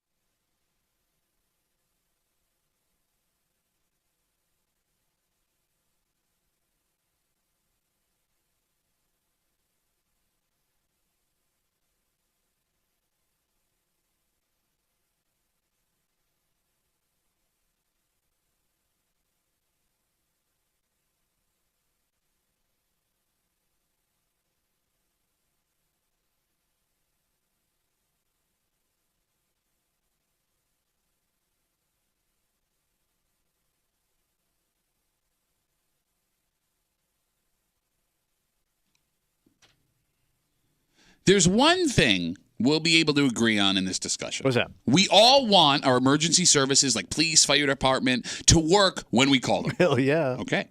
That's about where we'll stop agreeing on everything with this letter. Because what one woman was arrested for about 2 weeks ago has another woman defending her in this letter, even though what this woman allegedly did to get arrested is almost is carrying a lot of weight in this sentence, indefensible. Okay. You're hanging out in the break room, Rochester's Classic Rock 96.5, WCMF. It's Wednesday, it's 8 o'clock. It's time for Hate Mail of the Week, and this actually is a serendipitous moment, Tommy. Ooh, serendipitous. Well, Kimmy's gone. She's jet setting across the country. Terrible time Timmy is filling in for Kimmy. And thank you, Timmy, for being here. You got it. And when we did this story we're going to tell you about initially, you were in Chicago. Yeah. And Timmy was behind the board filling in for your stupid ass. With all due respect, obviously. So you actually haven't heard this story. No. The story comes just east of us. An unknown person in that area was texting the National Suicide Hotline. Oh, Jesus Christ. Yes. Now, by the way, if you ever need it, you just text the numbers 988. It's a great resource. It can give you the help you need in those moments, right? But, Tommy, this is a very serious situation for law enforcement. I'm taking it serious. No, I'm saying for law enforcement, you have nothing to do with the suicide hotline. And you would think when these texts start coming in, you want to make sure the person isn't doing anything to hurt themselves, right? So what did this chick do? Oh, it gets worse. I'm not even done yet. In this situation, the person who was texting the hotline said they had a gun and they were planning on shooting themselves. God, it's terrible. So authorities sprung into action. Police went to the home of this person who were texting their plans to the suicide hotline. And when they got there, they did not find a suicidal person. What did they find? They found a woman who looks to be in her 40s. And she told the officers that she was just testing the system she had used. Like an emergency broadcasting system. Yep, just making sure it's all working. All right. If that's not bad enough, according to the reports, when the officers got there, and she said, I was just testing it, she looked the officers in the face and said she determined the system was a failure. Wait, she was judging that they didn't get there in time. I don't know what it was. I mean, they didn't work. She wasn't satisfied with the service. So the system was a failure. All right. Turns out, you're not allowed to do what she allegedly did. Yeah. She was arrested, charged with falsely reporting an incident, and it's pretty clear she was in the wrong here. Yeah. It's staged, like you said. Yeah. At least to most of us. Because one person was so passionate that this woman did nothing wrong that she wrote us a very angry letter. Actual physical letters sent through the mail telling us we suck, wanting us fired. Sit back and enjoy today's Hate Mail of the Week. Why is it against the law to make sure that first responders are doing their job? You talked about a woman who was arrested simply for ensuring the suicide hotline was functioning in the way that it should be. Why was she arrested? Because she exposed flaws in the system? You said yourself in the story, she told the responding police officers that the system was a failure. If we're not the ones testing how police and fire and ambulances are responding, who else is going to? How can I feel comfortable if I don't know when I pick up the phone that they'll be there on time, responding the right way in a manner that's appropriate? I can understand that this was an unconventional way for her to test the system, but it's one that gave the officers free training, and she's punished for it. This needs to be made right, and your show needs to stop criticizing people for doing things you don't understand actually help the community. Sincerely, Melissa. I called the suicide hotline. They put me on hold. How dare you? I don't get no respect, is what I'm saying. You should be able to test the first responder system whenever you want. Thoughts, Tommy? Fire, murder. Fire, murder? Fire, murder. Any kind of horrible situation. Kidnappings. Thoughts on this woman's take? Oh, she's an idiot. Okay. All right. And I like how she's going to determine what's good service. This woman that pulled this move. Yes. Like she had an idea how fast the cops should get there and what they should do. Like she has any idea. Well, I mean, if she's a person in desperate situation, maybe she does know what she would need, Tommy. Okay, all right. Timmy, thoughts on being able to test first responders whenever you want? No, that would be foolish. That's a waste of people's time and money. Okay, so it's obviously a stupid idea, right? This woman could have put a bunch of people in danger, tying up resources. She also has first responders showing up at her house believing there was a person with a gun inside, which is not ideal. So I don't know what resources have to show up for that. that. Yep. And then she had the nerve to insult them to their face, which is the funniest part of the story. That is the funniest part of the story. We've seen that a lot lately. But I am... Get the F up on my property. You're being an a-hole. And you're late. I am dying to know what this woman who allegedly called or texted the suicide hotline thought was going to happen. Like they were going to praise her. Thank you, finally. Yes. A fake suicide so we can practice. But like that, like they can't do that on their own. That's exactly. Like when she started her plan to test the suicide hotline, her ideal situation for an ending was... A big thank you. Like a team photo and thumbs up, maybe to give her a cake and a medal or a plaque. So glad you're okay. Yes. So I got a theory here. And the phone number is 252-WCMF, 252-9263, if you want to jump in. You know what must have happened? What? Did she think texting the suicide hotline meant no one would be able to identify her? Doesn't count. Well, no, like they wouldn't be able to figure out where she was. Is that possible? And then when the police showed up, she realized she was in trouble and decided only then to tell them that they sucked. Gotta figure it's coming from your phone.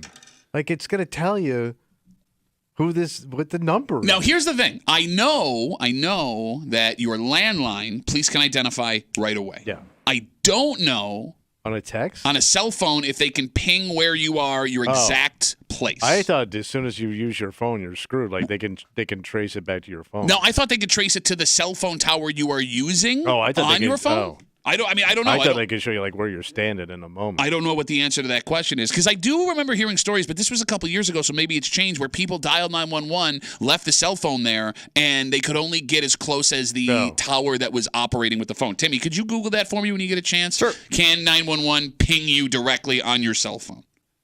Because no logical person would think it's on them to ensure first responder systems work the right way. Right? Okay. Which brings us back to Melissa's letter. All right. Can I read your quote, Tommy? Go. Quote. If we're not the ones testing how police and fire and ambulance are responding, well, who else is going to? How can I feel comfortable if I don't know when I pick up the phone that they're going to be there on time, responding the right way in a manner which is appropriate? Even if this was legal, which it is not, do not do this, there are still massive flaws to that idea, Tommy. I would think. Like, for example, you brought up, what did you expect to happen? Why does your expectation matter compared to what should actually be done? Yes. There are also things like time of day, what season it is, where you are, how randomly busy first responders can be, that can change the response you get. And past that, there really wouldn't be a way to measure how well these folks did because depending on where you live, you have different expectations of what a good and bad job by a first responder would be. Now, my sister kind of did this in a way. How so? So my sister lived in a very South Florida white trash neighborhood. Okay. Like some houses didn't have doors. Wait, seriously? They had towels over the entryway. I'm not kidding you. Nobody had grass in their driveway. Wait, so I'd have to go knock on the front towel? Pretty much, yeah. You go Italian. So she was always expected family troubles in the neighborhood, even though her family was a disaster. So she would call child services, domestic hotlines. She had no idea. But, like, she would also want follow-up. So when the officers were there, she would go out there and ask them questions like, what's going on? What took you so long? Did you ask these? She had, like... She would write down questions that they should ask the people. Wait, seriously? Oh, yeah. And these people would look at her and go, who are you, man? The Mayo Drive monitor? It was called Mayo Drive? Yeah. There were towel doors on Mayo Drive? Bro, it was the most rough-ass. Google Images Mayo Drive, Jupiter, Florida. Timmy's actually doing it right now. You will see one busted-ass community. Timmy, while you're Googling Mayo Drive in Florida, can emergency services directly figure out where you are based on your cell phone? Depending on how old or new your phone is. Older phones, you cannot. Newer phones, they can trace it to within a quarter of a mile. So that's still a little bit of a distance, but close enough. Yeah. Well, but okay, quarter of a mile, I mean... It's still a little bit of a distance. No, it is. I mean, if this woman... Think about how long a quarter mile is in a neighborhood. Yeah, well, yeah. And especially out where this happened out east, it's not a quarter mile, it's a quarter mile. Quarter mile? Quarter mile. That's a country quarter mile. I live my life quarter mile at a time. 252-WCMF, 252-9263. Story we had 2 weeks ago. A woman just east of us, she texted the National Suicide Hotline testing the police department. Yeah, see what you got. So she says, she said that she had a gun and she was planning on shooting herself when cops arrived to take care of the situation. She admitted she was never going to hurt herself. She said she was testing the system and that they failed. Do you think she had like a stopwatch, like on your phone, how you can just run that stopwatch to see how long it takes? Good question. Go! All right, wait a minute. It's like Battle of the Network Stars. Timmy has no idea what that is. Oh, it was a great show. It's one of the best TNA in the 80s. For God's sakes, man. Okay, now that, by the way, this woman writes us a letter saying this woman should not have been arrested. Melissa writes us and says that you need to be able to test first responders because how do we know if they work correctly? Yeah. If you're not out there making false 911 calls, do not do that. No. Do not do that. It's super illegal. So now that we have that information that they can only ping you even on newer phones within a quarter mile, that means this woman must have given her address. Okay. Right? That would make the most, if the accusations are true. Hi, I'm going to kill myself. I live here. But that would, yeah. But I guess if you're having problems, that would, Right. I don't know, man. Why would you give them your address? You're committing a crime. Yes. All right, 252 WCMF 252-9263. Folks have been waiting patiently. All right. Let's talk to Woody. Hey, Woody, how are you, buddy?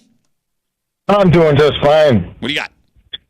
Well, I think Melissa's pretty much, bat poop crazy. Okay. For one, All right. and as long as she's crazy, honestly, I have one thing to say about it to the Melissas out there. If you really go ahead and call, text the suicide hotline, see what happens. No, I would say don't do that because, don't encourage that wanna because, stop we that. want to keep that not tied up Pulling so it people who back. actually use it and could use it so it's not tied up, Woody, right? I mean, it's there to be used. I think he just wants Melissa arrested. Okay, I get it, but let's not. The world's overpopulated as it is. We can't. Okay. Well, that's the opposite of the hot. Never mind. Yeah. You let Timmy answer phones, and this is what we get. Way to go. Thanks for coming, Timmy. You let the woodsman in. But anyway, I just looked at Jupiter Drive. It's crazy. There's one super duper Mayo nice. Drive. No, it's like, I misspoke. One super nice house, and then the rest of them crazy, and there's one with a towel on it. Wait, there's still a towel on it? Yeah. Look at that. That towel's been there since 1993. Bro, it is rough neighborhood, bro. We were talking about different expectations depending on where you live of the first responders. And there's a story that you told on the air years ago that perfectly illustrates this. What's that? Well, your wife, before you were married and moving in together, her house was broken into. Oh, yeah. Right? There was a burglary. And you went over and everything. And she was going to call the cops. Right. And what did you say? Don't call it. They're not coming. They're going to be here tomorrow. All right, and you based it's a that. burglary. You're missing some stuff. Relax. And you based that on what, Tommy? Me being a jerk. Okay, well. You're wasting your time. The expectations you had based on other places you'd lived. Yeah. But your wife lived in Pittsford, your then girlfriend. Yeah. And what happened? We had people there in 3 minutes. We had multiple sheriffs. One of the kids I knew. And he interned on the afternoon show. That's terrifying that former WCMF interns now have badges and guns. No, he knows what to look for. He knows the creeps because he worked with one. Okay. And I mean, they never ended up catching the guy, right, who broke into your wife's They house. caught both of them.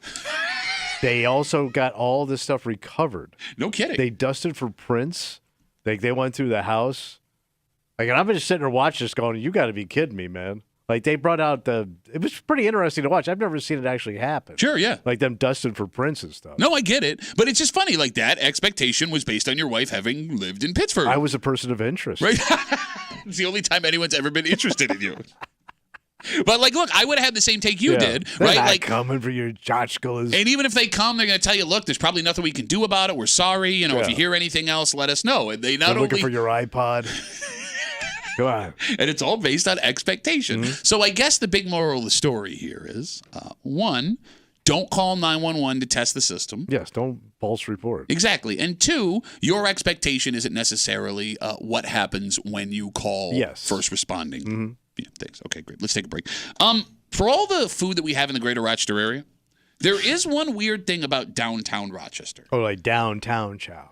Well, even within the city, if you live in Greece or Gates or Henrietta, Pittsford, Brighton, right? If you want fast food, you can get it immediately. Yes.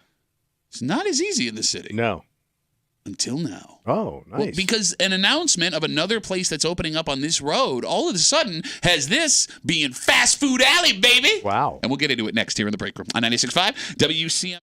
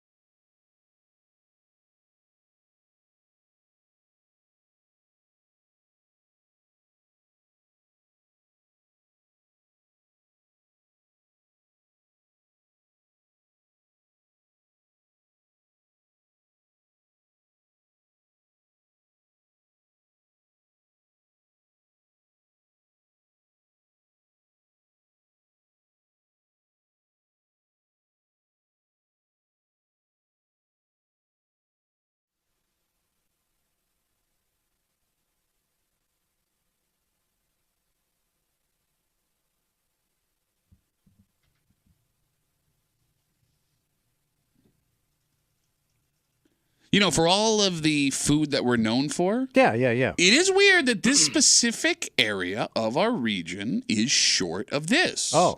Well, that is until the announcement we have for you now. What do we got? Well, all of a sudden, there is a stretch at the end of the city that has become fast food row, buddy.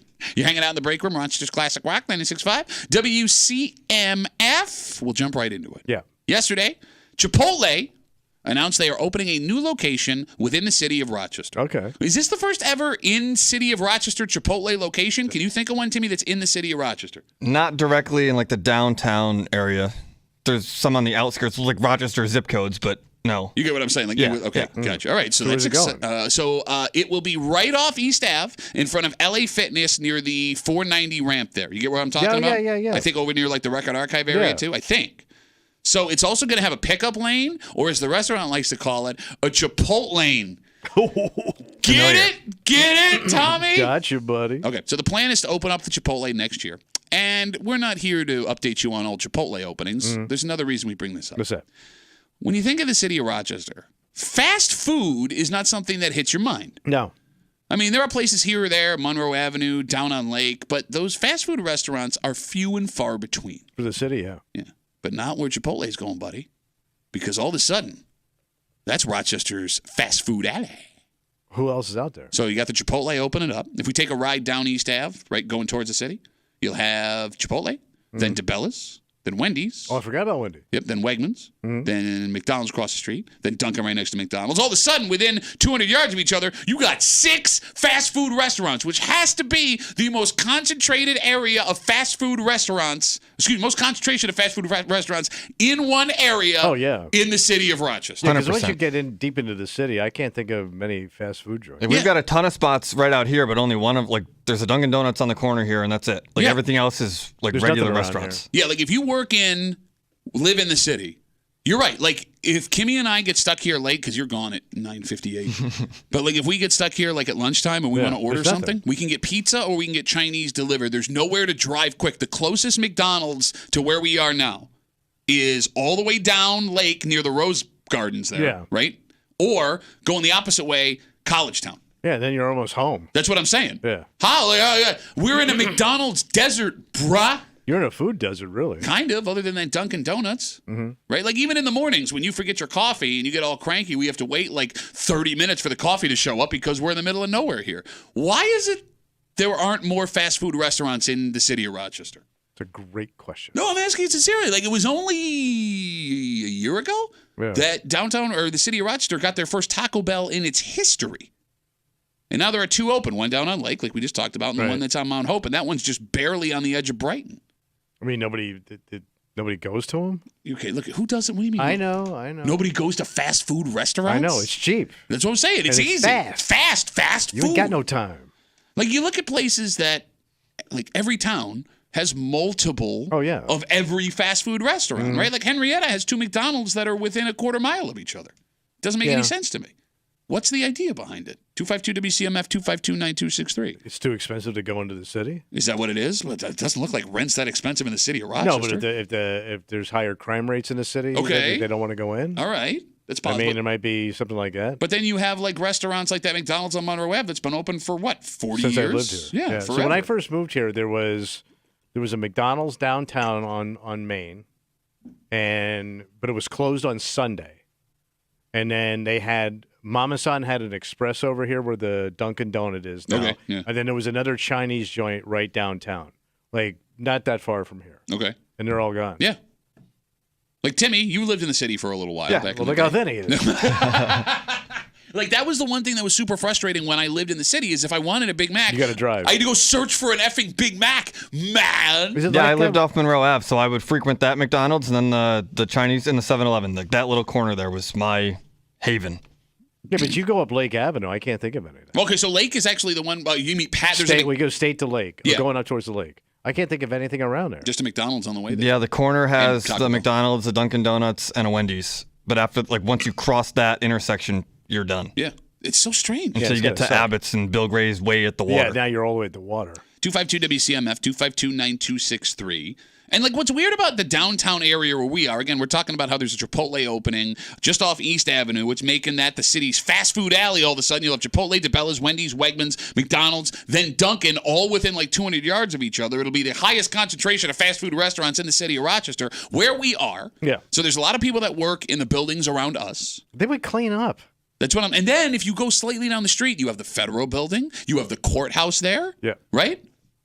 I know. How is there nothing down here? Tim Hortons opened up a location like, what, 7 years ago? And that only lasted like a year, and then they shut the place down. Nobody uses them. There's a lot of like mom and pop stops around here though. You've got there's a pizza place out here, a couple Chinese places, Indian or a Thai maybe, Okay. like random like little things. Though But they're not they're just fast. not brand name.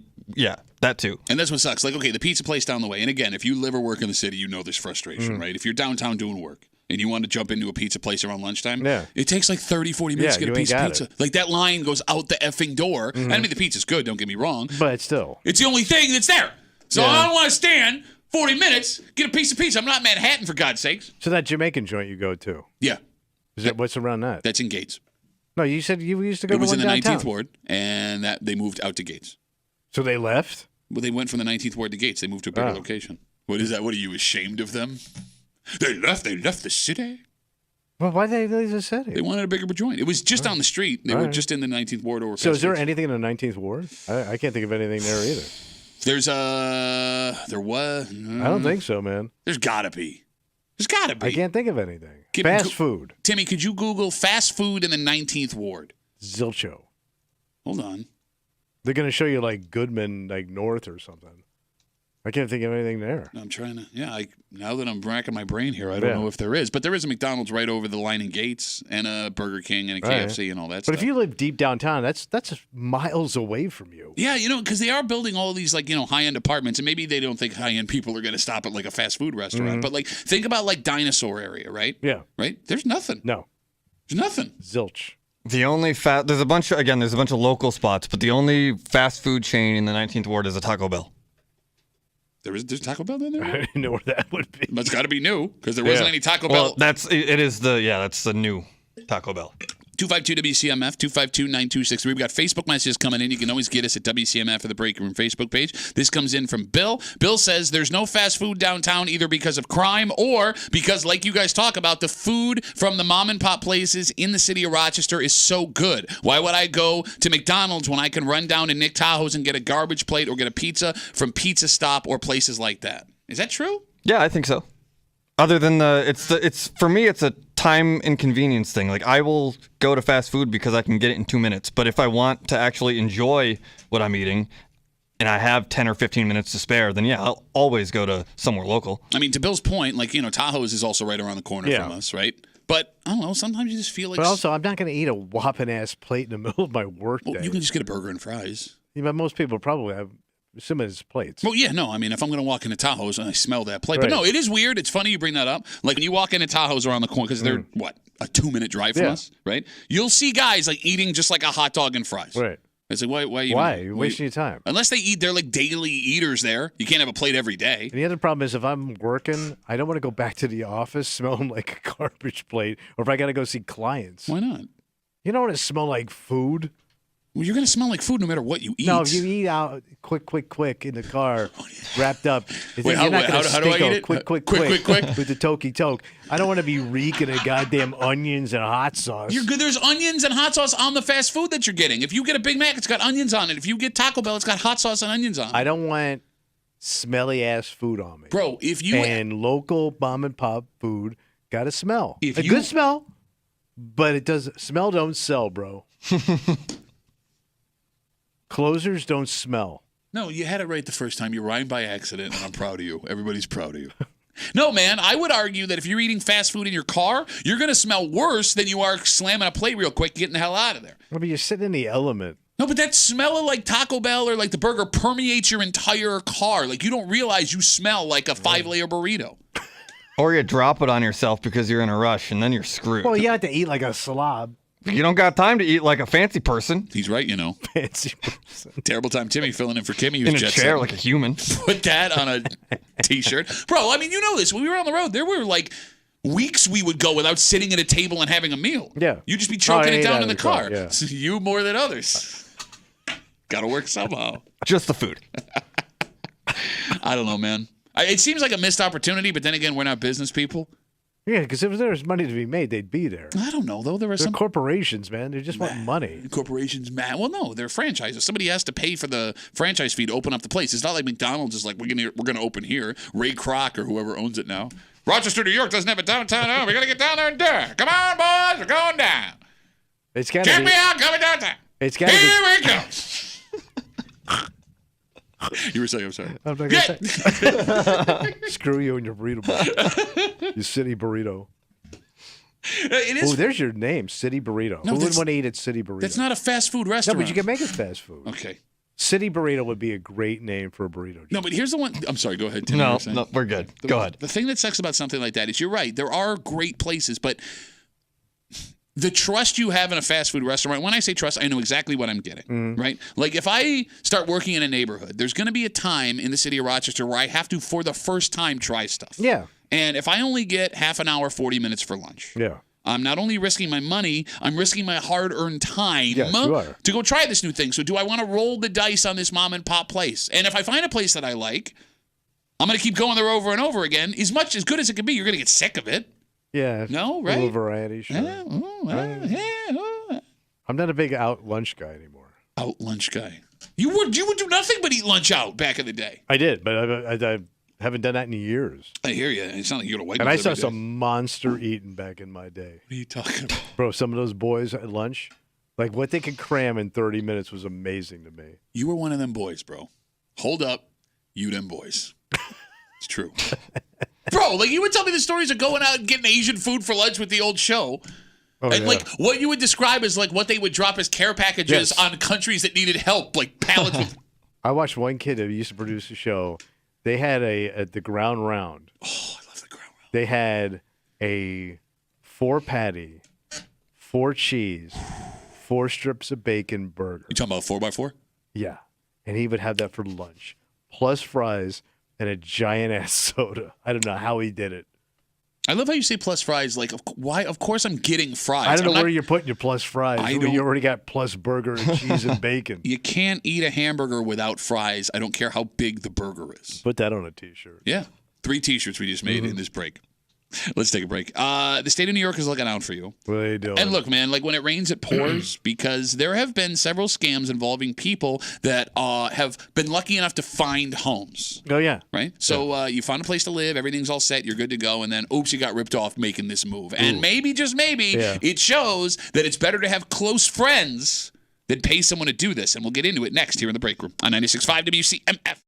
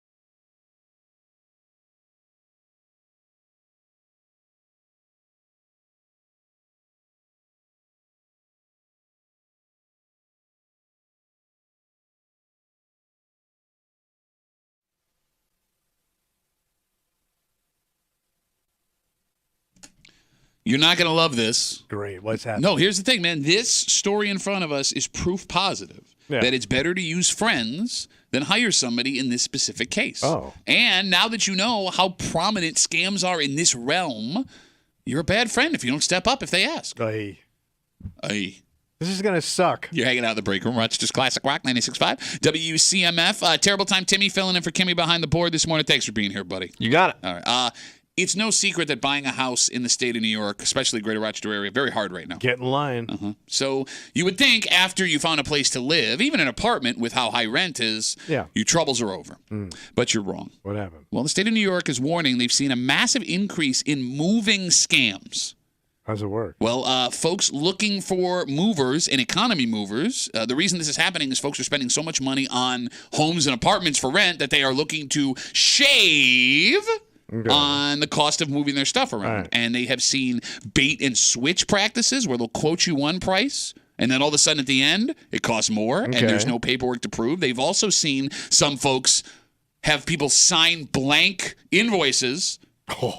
They don't notice, and then they jack the price up, and there's paperwork that you sign. They also say deceptive business practices have been a problem. Late deliveries, no advance notification, damaged items, missing items that were stolen. They tell you to take pictures of all the stuff that you send, take inventory of it, so you have proof that it was gone.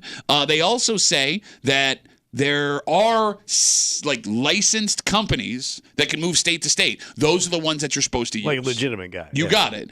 But again, if you're trying to save money, those legitimate folks can cost a fortune. So how do I come? How does a friend come into play? Well, I mean, look, there are two ways to do this when you're moving. You can, well, I guess three ways. You can try and do it all yourself, which is hard. Yeah. You can call movers and pay for them, which is expensive and risky, but it's the easiest way. Yeah. Or you can call up some friends to help you move. Yeah, that sucks. Moving a friend blows. Yes. Moving family, double blow. Double blow? Double blow. Super Because double, they're family. Super double blow? Yeah. No, look, And they're going to ply you with like pizza and beer because you can't afford that on your own. It is weird how that's become the international It's been payment. that way since day one. You want to throw your back out for some pizza and beer. Like when the Mayflower got over here, the first thing I loaded was like pizza and beer. But here's the problem. Like if your family or friend calls you and asks you, knowing now that people are getting ripped off all over the place by these moving scams, you're a dick if you don't help. It takes forever, and what I really hate is when you get there and they're not ready. Like, oh wait, I got a few things to do. Like, or now you got to start helping them pack because they're behind. Yeah, they're not ready on purpose, so you can help them. Right. Yeah. I love how Timmy says that like anyone would ask Timmy to help him move, the skinniest, scrawniest man. Bro, Moving is my least favorite thing to do. I've been asked to help people move. No, it is bizarre to me because you've never had a man vehicle in your life. No. Right? And you're svelte. You're a svelte man. Yeah, but I've been asked to move. All right, let me ask you a question. Yeah. I'm sorry, go ahead. You were saying No, something. it just sucks. And if there's pets involved and everything else. No, I know. And look, I'm not saying it's fun, but I'm saying. And it's, by the way, one more thing. It's exhausting. Yeah. When you get done, you're going to be drained. Yes, you're moving things around. Yeah. I get it. But did you ever ask friends or family to help you move? I scammed a buddy of mine one time. So I had to move, and I was renting an apartment for my brother, and I told my buddy, Don, I go, hi, man, can you help me move? And he goes, yeah. He goes, but, I got a bad back. So I go, I got a bad back, too. Don't worry about it. So he goes, as long as there's not a lot of steps. Third floor, no elevator. You dick, man. Are you laughing? But once I got him, I go, come on, you're gonna be. I go, little ass me can do it. Your ass can do it. Bro, all right, I'll say this. He used to bring it up all the time. Yeah, I would too, you monster. But I had to get in. If you ever used a friend or a family member to help you move, you cannot have the take you have because you got free labor, so therefore you now have to pay forward that free labor. I repaid him. But then that's it. No, that's not true because I'm locked in forever. Like it's the mob. Yes, it's the universe. This thing of us, this moving.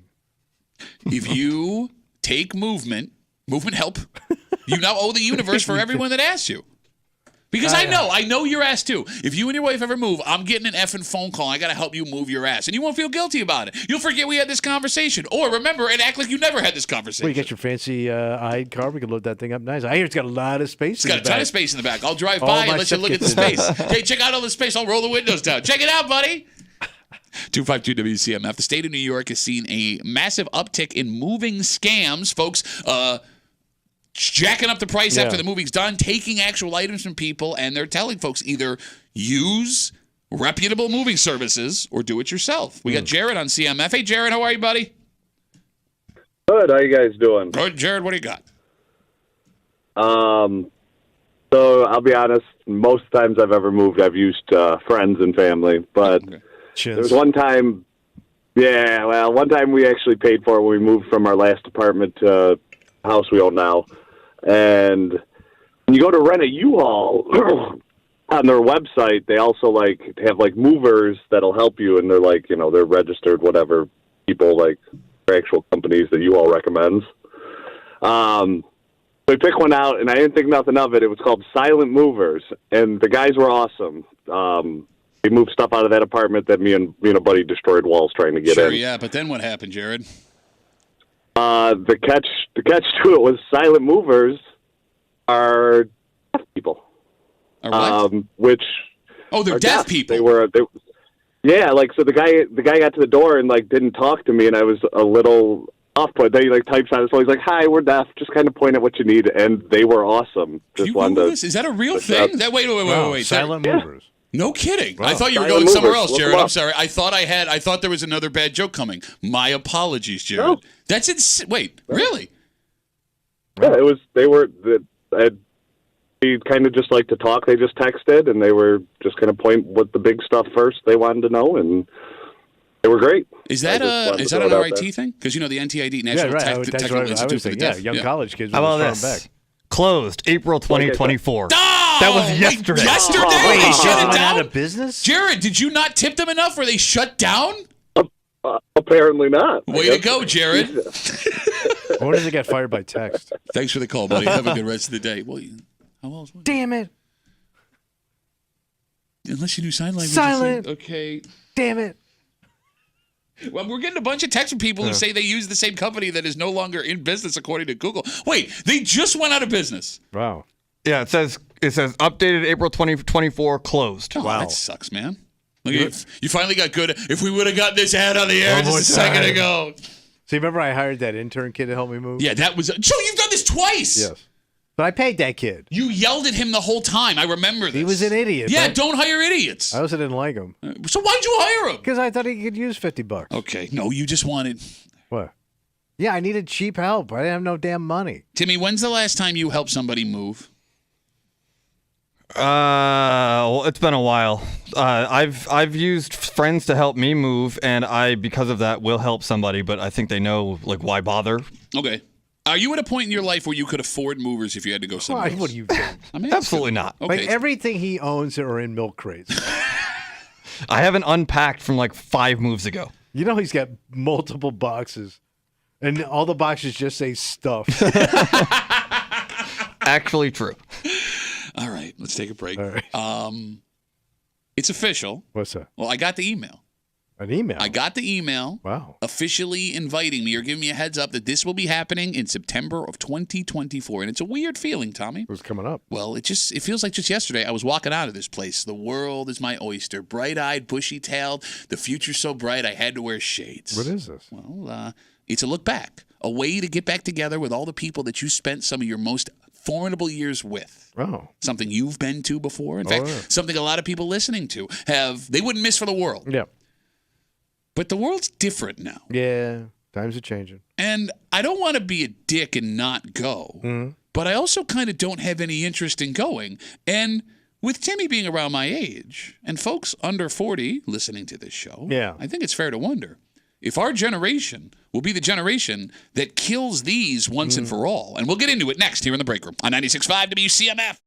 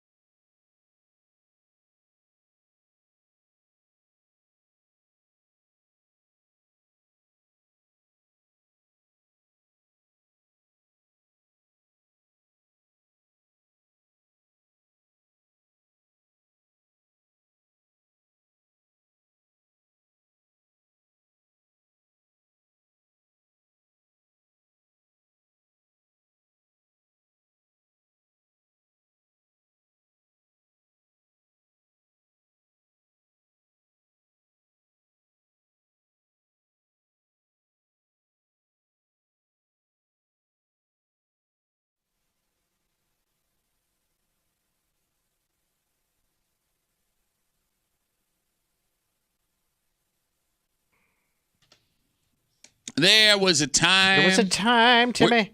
Where these served a purpose. Yeah. It was a blast from the past, catching up with people he hadn't seen in decades. It was a lot of fun. An evening of nostalgia. Yeah. And if we're being real, it was a chance to see who did well and who did not do well. But with the connection everyone shares now, they may not be necessary anymore.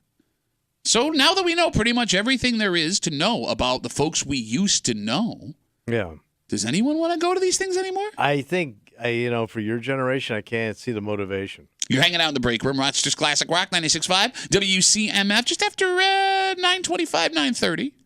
It is sports mecca time in America. Time, right? Well, bro, I mean, you got NHL and NBA playoffs that are in full swing right now. The games have been phenomenal. Yeah. And what happened last night also illustrates what sucks about this time of year. Okay. Because if you wanted to see two of the biggest games happening in both leagues last night, you were going to be dragging ass the next day. Oh, really? That late? Huh? We'll get into it just after 9:30 here in the break room on CMF. Terrible time, Timmy behind the board this morning. Kimmy off jet set. And Timmy, I'm glad you're here because you're around my age. Yeah. Big sports boy. Well, I'm talking about with this too. Yes, he is a big sports boy. Well, skinny sports boy. Yeah. So yesterday I got the official email. Yep. My 20-year high school reunion is in September. AQ class of 2004 rules. So, and it's got all the bells and whistles, right? Like there's the homecoming football game. There's like the get together with my classmates. Aquinas does school tours and like special masses, all that Wait, jazz. church too? Well, you don't have to go. All right. So I won't be going. Now my wife's going to find out. She's going to make me go to mass.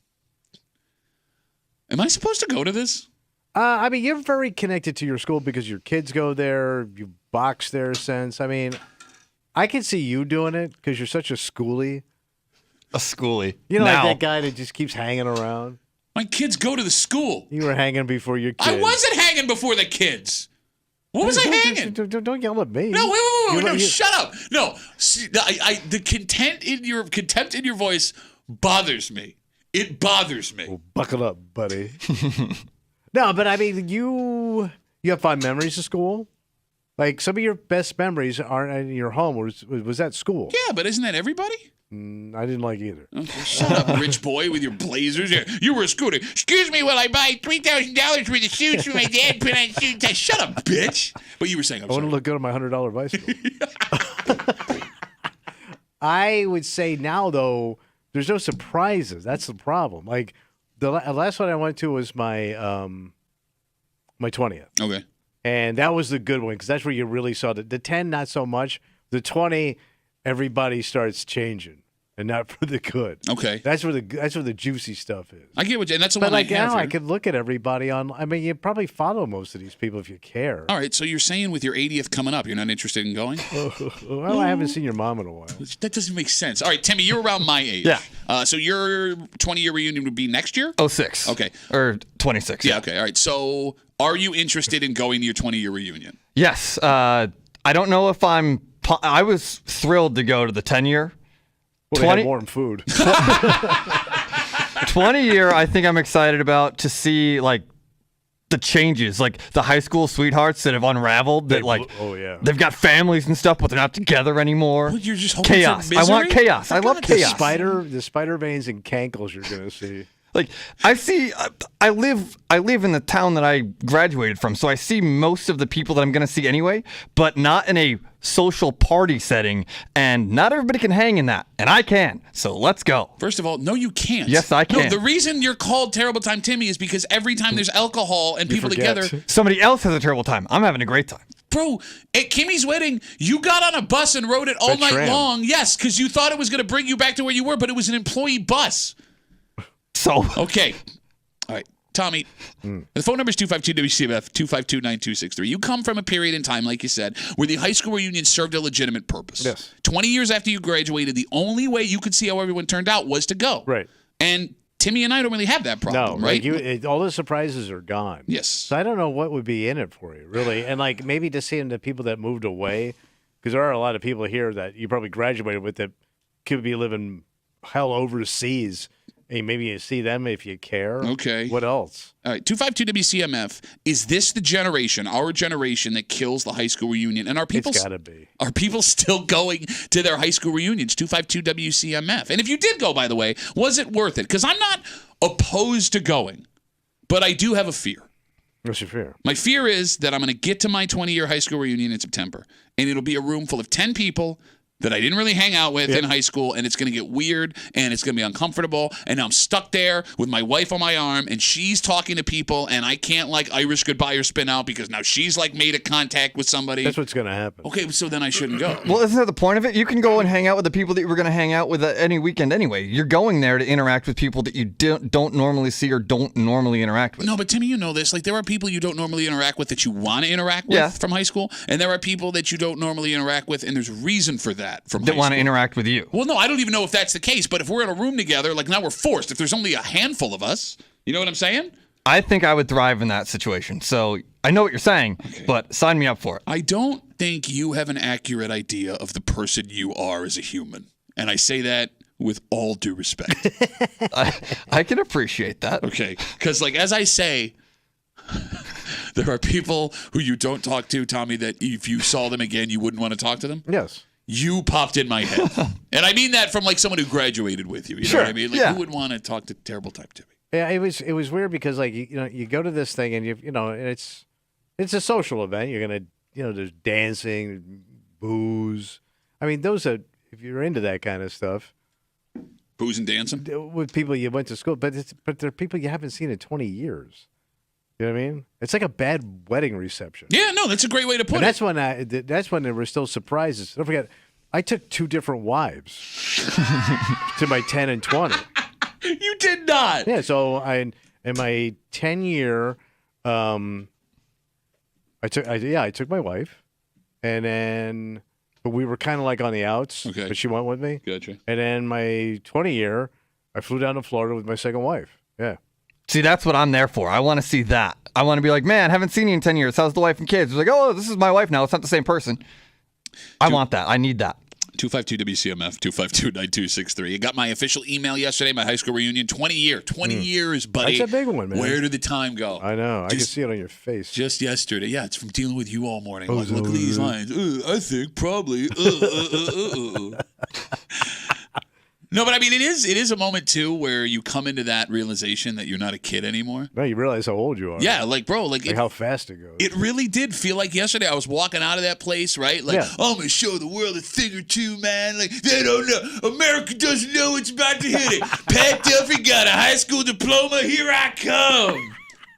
And now I'm going back to a 20-year reunion to a school where both of my kids go. Yeah. It's very strange. That's weird, too, because your kids are there. Your dad went there. Your brothers. Yep, brother or sisters. Yeah, you got a lot of history there. Well, yeah, we're an Aquinas family. There's a lot of, right? It's one of the most prominent Aquinas families, the Duffy family. All of our tuition from when I was a kid is almost paid off by my father at this point. You brought up bringing your wife, and Timmy, you want to see, like, the chaos of all of, divorces and breakups or whatever. Yeah. Is a high school reunion better if you're married or if you're single? Single. Speaking from somebody who's never been married. Okay. I don't really have a choice here, right? Like, I'm going with my wife. Yeah, I don't think I would go if I was single. Really? Yeah. Why? Like to fly to Florida if I'm a single guy. Okay, but single people really have a chance to try and go back in time for one night. But the buffet has changed, bro. So have you, man. Your spoon's a lot smaller. Yeah, but you don't think that, right? Okay, but every boy thinks he's got a big spoon. He's got a big dipper. But, the Pickens is going to be not the same. Okay, but it's also an opportunity. Like, look, you have talked about before. But to get laid. You're talking about getting laid. Yeah, we're talking about getting laid at your high school reunion. But you're thinking you're going to go to your high school reunion and you're going to hook up with a single chick and have a one-night stand. The odds of that happening are 0. Is it, though? Is it? Because I would think that a single high school reunion, the odds of a one-night stand are actually better than you walking into a bar because you have history with these people. Right. But if you're a single woman at the 20 or 30-year high school reunion, you're a disaster. That's not true. Bro, I'm telling you, you're a disaster. Okay, what about women who decided they wanted to have careers instead of settling down with one person? What about women that have moved around the country where that wasn't possible? What about women who are getting out of divorces where it wasn't their fault? I know, but they decided that this is a good idea on a Saturday night. Look, well, just because you go, it's not like there are women like, all right, here I go. I'm going to my high school reunion. Legs above my head tonight, baby. Woo-hoo. If it happens, it happens. All right, but that's a lot to... I mean, I would have to literally fly to Florida and do that. It would cost me thousands of dollars as a single guy for a chance at a busted South Florida one-night stand? I'm not saying you're going for a one-night stand. But what's my motivation? Well, no, you would be going just like your motivation if you were married. Like, what's your motivation if you're married to go? See, if I go as a married guy, the conversation's already set. What's the conversation? Well, I'm married, probably have kids, job, blah, blah, blah. Sure. Single 48-year-old, 49-year-old guy. Mm-hmm. There's going to be some questions. Like what? Oh, why ain't you married, man? If I was single. What happened? I thought you were with so-and-so. What happened? If I was single, I would be 38 going to my 20-year high school reunion. Is it pathetic to meet a single 38 or 28-year-old or 38-year-old man or woman? At a reunion? I would be careful.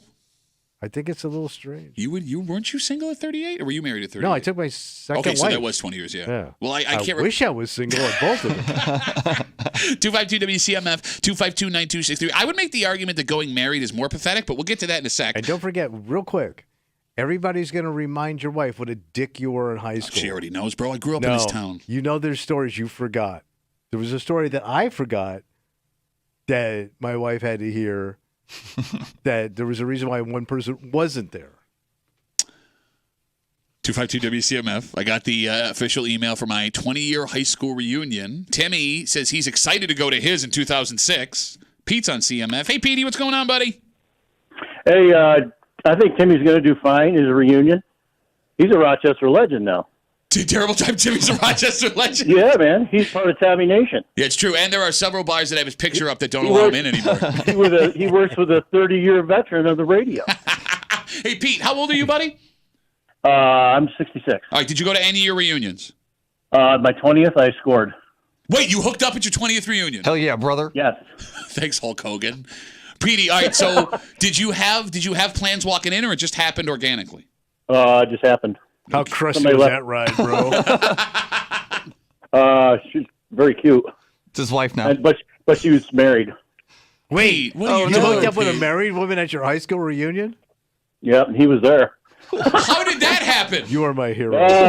We ain't got enough time for that story. Bro, that's a move and a half. Yeah, most of it be a lie, Petey. Why you lie? Thanks for the call, Pete. Have a good rest of the lying, day. baby. I believe you fine. Why would you bang a married woman? You're not even young enough to be like, innocent. You're 38. You're a 38-year-old man banging a married woman whose But husband. alcohol, memories. Would that be worthwhile for you to fly down to Florida for? Bang a married woman? No. Hell yeah. No. Look at you. You're trying to sound cool. Yeah, man, no, I don't want to do that. What if you knew the guy and didn't like him? Ooh.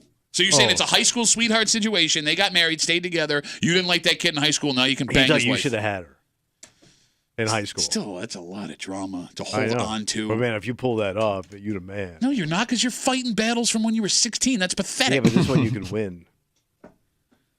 And you could bang. Well, yeah. Where would you bang her though? You'd have to bang her at school. Over the chemistry table? No, most high school reunions now happen at banquet halls and restaurants, right? All right, it's at a country club. Okay. Like the coat room. Going back to this Which they don't have in Florida.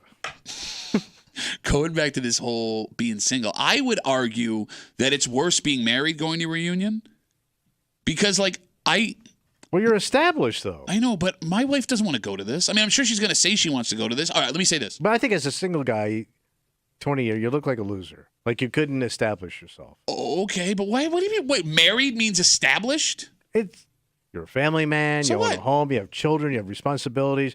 You're a grown ass person. Look, I have those things, and I'm not saying those are bad things, but I also think it's inappropriate to say that somebody 38 and single isn't established. You could still have a home. Not everybody wants children. Not everybody wants to be tied You ain't down. got no home. I'm established. I'm in Tommy Nation. All your crap's in boxes. Like Timmy's the Says worst stuff. Timmy's the worst person to have here to make this argument. Not everybody's Timmy at that age, right? There are successful single and You get 7 home. income streams. It doesn't matter if you're single or not, according to Pete. So what does it matter? Look, all your clothes are birthday gifts. Look, why would I want my spouse to go to something like this? Because if I'm being honest, I wouldn't want to go back to Delaware and spend an evening with the people my wife went to high school with. You just had to stand there. You wouldn't want to go to your wife's high school And reunion. I did go to one of hers. Was it fun? Did you have fun? It wasn't so bad because it was. bitch, little bitch. Oh, in my circumstance, with my wife, I had a good time. Those were all kind of fun people. What you were saying? I'm sorry. It was just a cocktail hour. It wasn't like a full thing like you're doing with like masses and stuff. Yeah. They just met at a bar. Oh, wow. But you had fun. They were all really interesting, cool people, right? No. They're good people watching. All right, I hated it. Look, all right, so let's say my wife doesn't want to go, and I don't want to force my wife to go. Then just don't go. So if I'm a married man that goes stag, is that more pathetic? Yeah, because then it looks like you got marital problems. Okay. I would like to show off my wife. Look who's finally getting laid regularly, everybody. Me. Is that you want to be introduced when you walk in? He's finally getting sex on the reg. Pat Duffy, class of 04. Do you guys still have people in high school you don't want to deal with? I think I'm that guy. I agree. Well, yeah, we all figured that. Yep. Yeah, I would say so. Yeah. Like people, if you saw them on the street you went to high school with, you'd like turn the other way and not talk to them. Oh, yeah. Okay. Oh, yeah. Because like there are a handful of guys, like 3 I can think of. I want no part of them, right? And with my luck, those will be like the only 3 people that show up, and they're all gonna want to talk.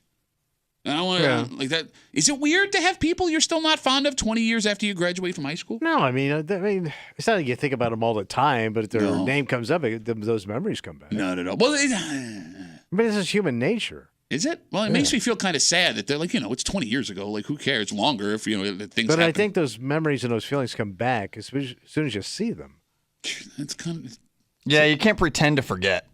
No, but like, I don't know. Like, I assumed well-adjusted adults, like, But I'm not. But neither am I. That's what I'm saying. It's proof that we're not well-adjusted Yeah, I got people. problems. Okay. I got deep mental problems, and they're all showing up at this reunion. Deep mental problems. And they got a name tag.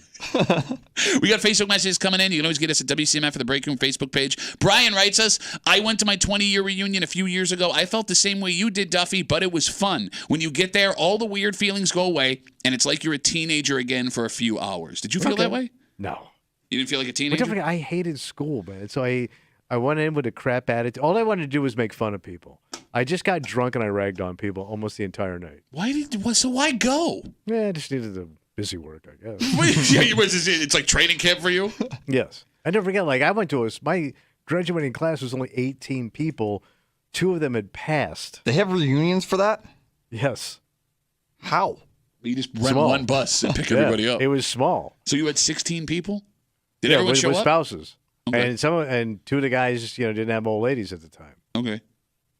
2 of them were dead. 2 of them were dead. Dead. Yes. I'm also worried about... And one chick didn't show up because of me. What happened with that? So this chick, her name was Carmelyn, and... That is the most Florida name I've ever heard in my life. Carmelyn. And Carmelyn wasn't going because of that dick, Tommy Muley. I don't want to deal with him. I was so mean to her in school. So you were that guy? Yeah, I was that guy by name. She didn't go to the 10. She didn't go to the 20 because of me. Does that make you feel bad, or does that make you feel proud? No, I feel bad, man. As a kid, maybe I did, but I mean, I was very mean. All right, so look me in the face. I was a mean, bitter little bastard. I'm just glad I outgrew it. No, definitely. And look, you had all the reason to be mean and bitter when you were a kid, because all you got was a boat and a house in Florida, and every vacation you ever wanted, and every toy you ever wanted, and a bike that today would cost $850, and then a backup bike that you would ride to school, all hockey equipment, even though you never played hockey before in your life. Like, all of these things, of course you should have been. I was a little prick. A bitter, mean child. I was a little prick in a tailored suit. Little prick in a tailored suit. I would watch that Netflix documentary. Again, we're talking about high school reunions. I got the first email. My 20-year high school reunion will be in September. Jill writes us on Facebook, Duffy lives in Rochester, so him going to a high school reunion is pathetic. All the people you see are the people who you already see around town. People who don't move away but go to their high school reunion are the people who peaked when they were 18 and have nothing else going for them. Jeez, Jill. But that's high school reunion, man. They're just regular people, right? Like nobody turned into a Michael Jordan, right? Well, except the high school class in which Michael Jordan graduated from. Yeah, that's it. No, every famous person graduated from high school. No, but your graduation probably didn't have that guy. I mean, they're just regular folk that just had normal lives. No, I mean, there is going to be a most successful of the class. I'm trying to think who that would... Mine didn't. It might be you. That's how busted you are. The second one, I was on the radio. But here's the funny thing. People thought Rochester was in New York City. And you didn't correct them, did you? Of course not. You pathetic little man. Hey, look me up when you're up there. No, like I'm trying to... Timmy, is there someone who's like wildly successful from your graduating class? There is a kid that I graduated with who just recently won an Emmy or a Grammy. I can't recall which. Working on the Elton John tour. Oh, no kidding. As a musician? No, just as production, but still. I mean, you can't take that away from him. It's a pretty dope thing to have. Yeah. I don't know if that makes him the most successful, but that's definitely the most notable thing that I've noticed in my class. Yeah, nothing close to that. Like, I'm trying to think, like, yeah, I don't know if anyone's gotten famous. I don't know who would be, like, super rich and successful. Yeah, like the most successful kid in my class came from a super rich family. It was a private school. Okay. So that don't count. Well, I mean, the kid won't tell you it don't count. Well, true, but he didn't do nothing. How do you say this with the life that you live? Hey, man? I blew it, man. Do they still do those superlatives? Because, like, they have the, like, furthest traveled, most successful, biggest glow up. Yeah. Is that still something that you can get away with doing? Probably not. Put on the where was that Tim's episode? Gain the most weight, most unique smell. Yeah, you can't do that anymore without getting sued or on the news. All right, let's take a break. I mean, if you want to forget all of your problems, what you used to be, what you could have been, what you've become. What do I do? Well, you pop on TV and watch sports. That's a nice way to mind yeah, numb. sure, yeah. It is one of the greatest sports times of the year. Yeah, everything's coming to a head. Well, you got it. Like, baseball's on right now if you're into baseball. You have NHL playoffs and NBA playoffs that are heating up. We just got through with the NFL draft and all that stuff's going on there, right? Mm-hmm. And there is one thing that sucks about it. With the NFL playoffs, they do a great job of most of them you can watch and not have any consequence the next they're day. Staggered. You got it. Whereas if you want to watch any of what was going on, especially last night, you are dragging ass this morning. And we'll get into it next here in the break room on 96.5 WCMF.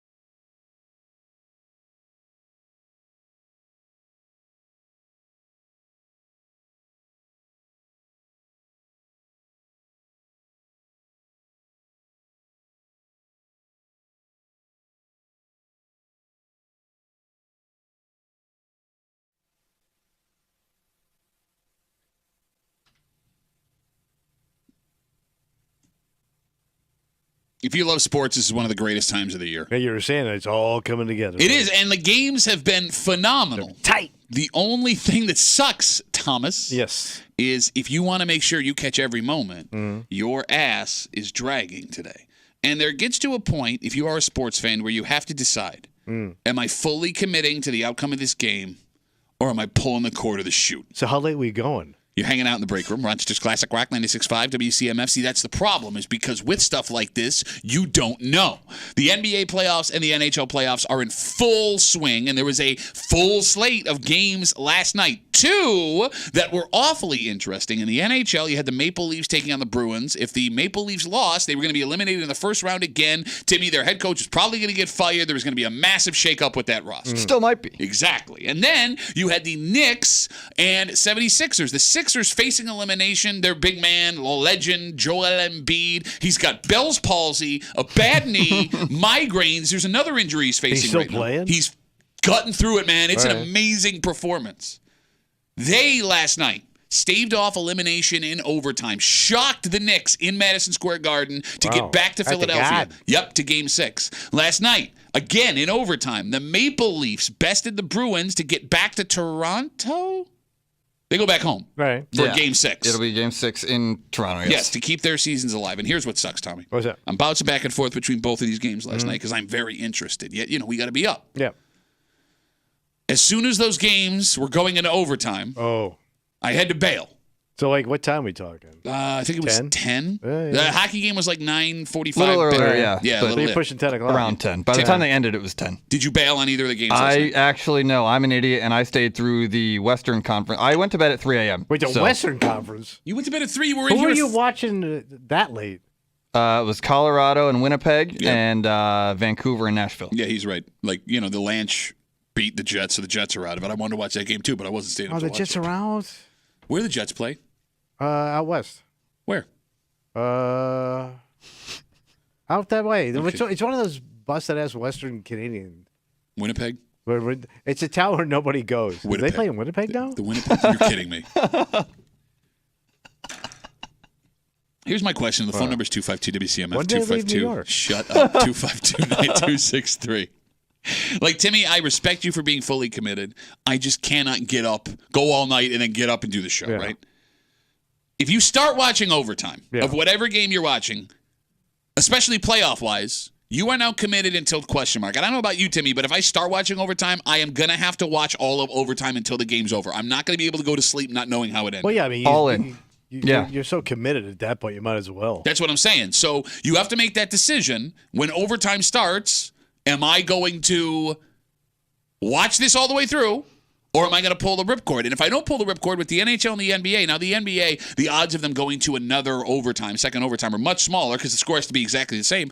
Tommy, hockey games in the playoffs can go 2, 3, 4 overtimes, no problem. But here's the thing, especially your generation. I get my generation because we never had like the highlights directly after I could watch. I could wake up in the morning and catch every highlight on my phone. Mm-hmm.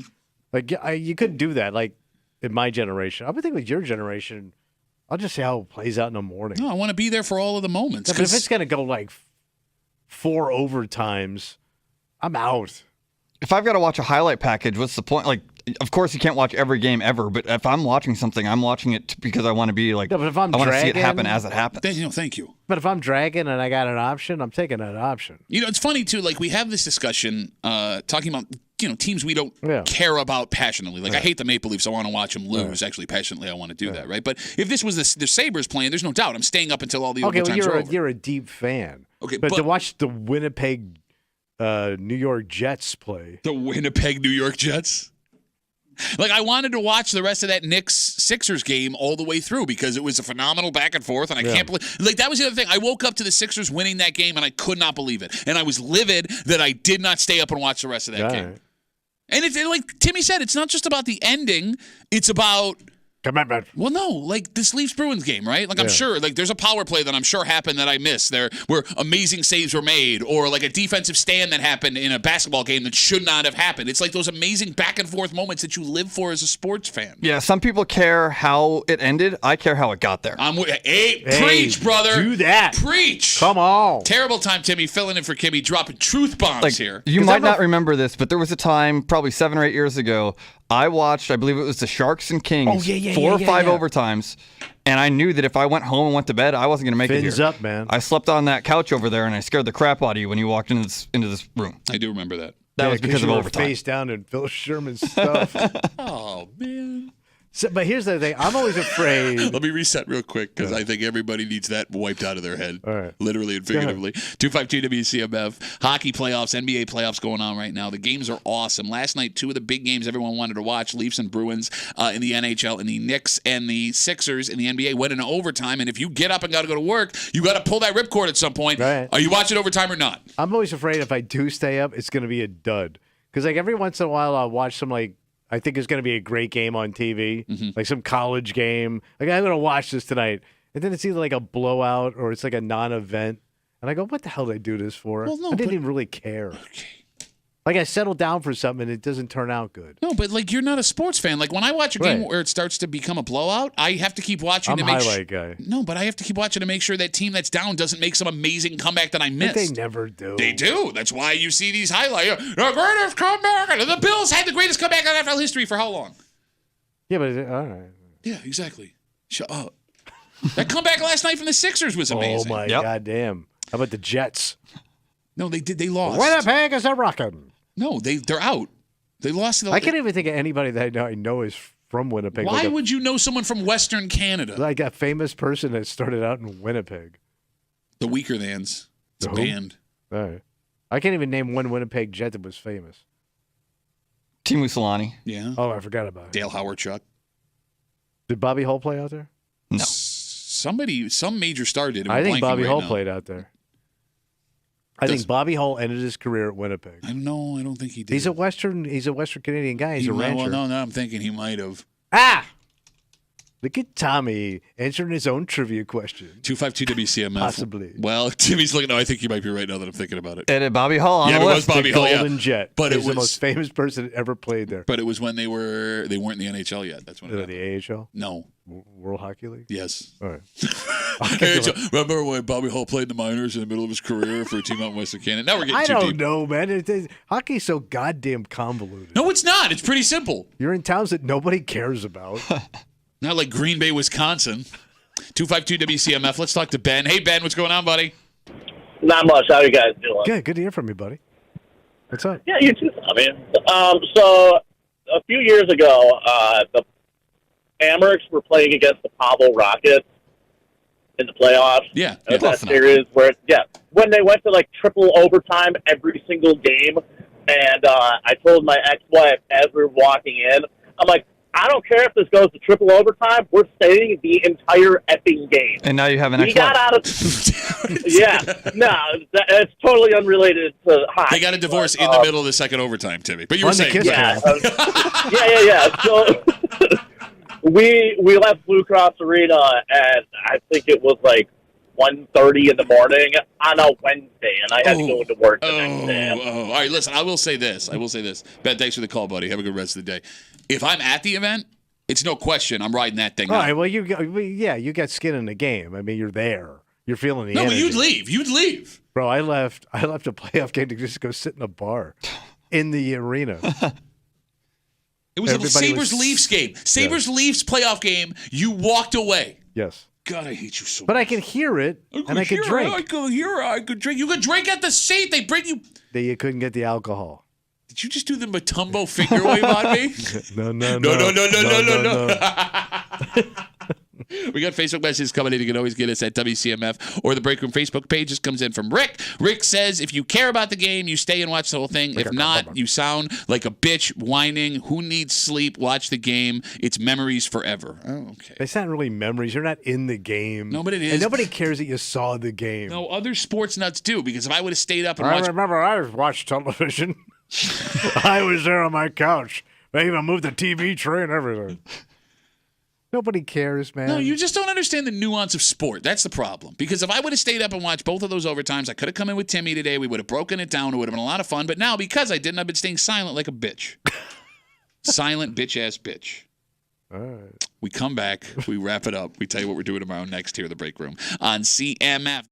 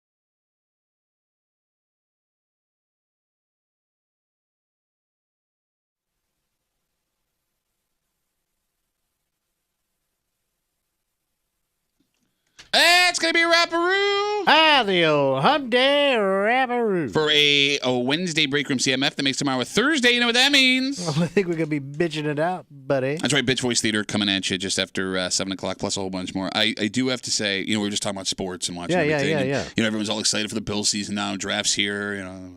I feel bad about something I did. What'd you did? You ever goad somebody into doing something thinking they wouldn't do it, and then they do it? How bad? All right, so, Keon Coleman, the new Bills wide receiver, everyone's falling in love with him. Oh, yeah. He's quite a character. Yeah, we played that audio of him, the jacket and the snacks thing. The Bills put out more videos yesterday. There's a video of him going out on the field for the first time. Mm-hmm. Did you see that one? He's running for his fake touchdown? Yeah, come on, let's go right to the other side. And then there's a video of him in the cryogenics chamber. Did you see that one? No, I did not. So he goes into the cold room, and then he's like, it's like The Undertaker from WWE. He then makes him turn the lights off. They play The Undertaker music on somebody's phone, and he comes out of the door with all the smoke like he's The Undertaker. Right. It's awesome. So my brother, Ryan, who he's watching these videos, and he goes, I love Keon Coleman. I'm going to get his jersey. He goes, I would get his jersey. I don't know. Maybe I should get his jersey eventually. And I texted him back, you won't, you wuss. So you pushed him to get this guy's jersey. Just being a dick. And he went. And... He just sent me the picture. He bought his jersey. He doesn't even have a number yet. He does. It's 0. Oh. He's wearing 0. So he still doesn't have a number. I would guess $135. Oh, my God. And your family ain't got no $130. Ryan's got $135. Not anymore. I didn't think he'd do it. Wow. Come on, bitch. Are they available to purchase, or do you have to customize it still? Well, no, they have like a placeholder jersey, right? So when they're printed, he'll get his. And he's pretty tight with his money. Yeah, he is. Yeah. Like, even as a kid, I remember he was pretty tight. Well, yeah, except that time he bought that TV with no warranty and then a BB gun and shot it. I think I taught him his lesson. It was like his JFK moment. Up until this moment when he was able to be goaded into buying $135. There's that famous photo of Ryan reaching back into his bed trying to grab the glass off the sheets. All right, good for you, my man. Now I hope the kid can play more just for Ryan's bank account's sake. Like, if the kid, he bought the jersey before the kid even stepped on the field. Yeah, God. Oh boy. All right. We'll be back here tomorrow morning. Kimmy still, she will be jet setting for the rest of the week. She's done, right? She's gone. She's coming back. Coming back Monday. Oh yeah, like late. Well, no, not late. She'll be yeah. Is she back Monday morning? I think so. Oh, damn it. No, You're so bad at this. Timmy says no. Timmy, when is Kimmy back? Not Monday, because I'm here Monday. Okay. Unless I get kicked out first. Man, she's gone on the big stretch. This is like her first big girl vacation in a while. I'm in through Monday at minimum. Okay. And we'll see about Tuesday. We don't even know where bro, we are the worst coworkers ever. We don't know where she is for sure. Yeah. You thought her husband was going with her. I thought it was a bachelorette party. You seem to think it's family. We thought she was back Monday, but Timmy says no, and she explained all of this to us multiple times. And we don't even know exactly what town she's in. No idea. I don't know what state she's in. I think she's in California. Yeah, but I thought it was Texas or Florida. We're the worst coworker. Where in the world is Kimmy from the break room? All right, we're going to get out of the way. For Terrible Time, Timmy's stepping up for one more Great day, job. at least than we thought. Yeah. For Tommy Muley, who is really excited to hear from Kimmy's husband about the trip, despite the fact that Kimmy's husband is sitting in his house in Rochester right now. My name's Pat Duffy. We'll see you tomorrow morning in the break room, 6 a.m. on 96.5 WCMF.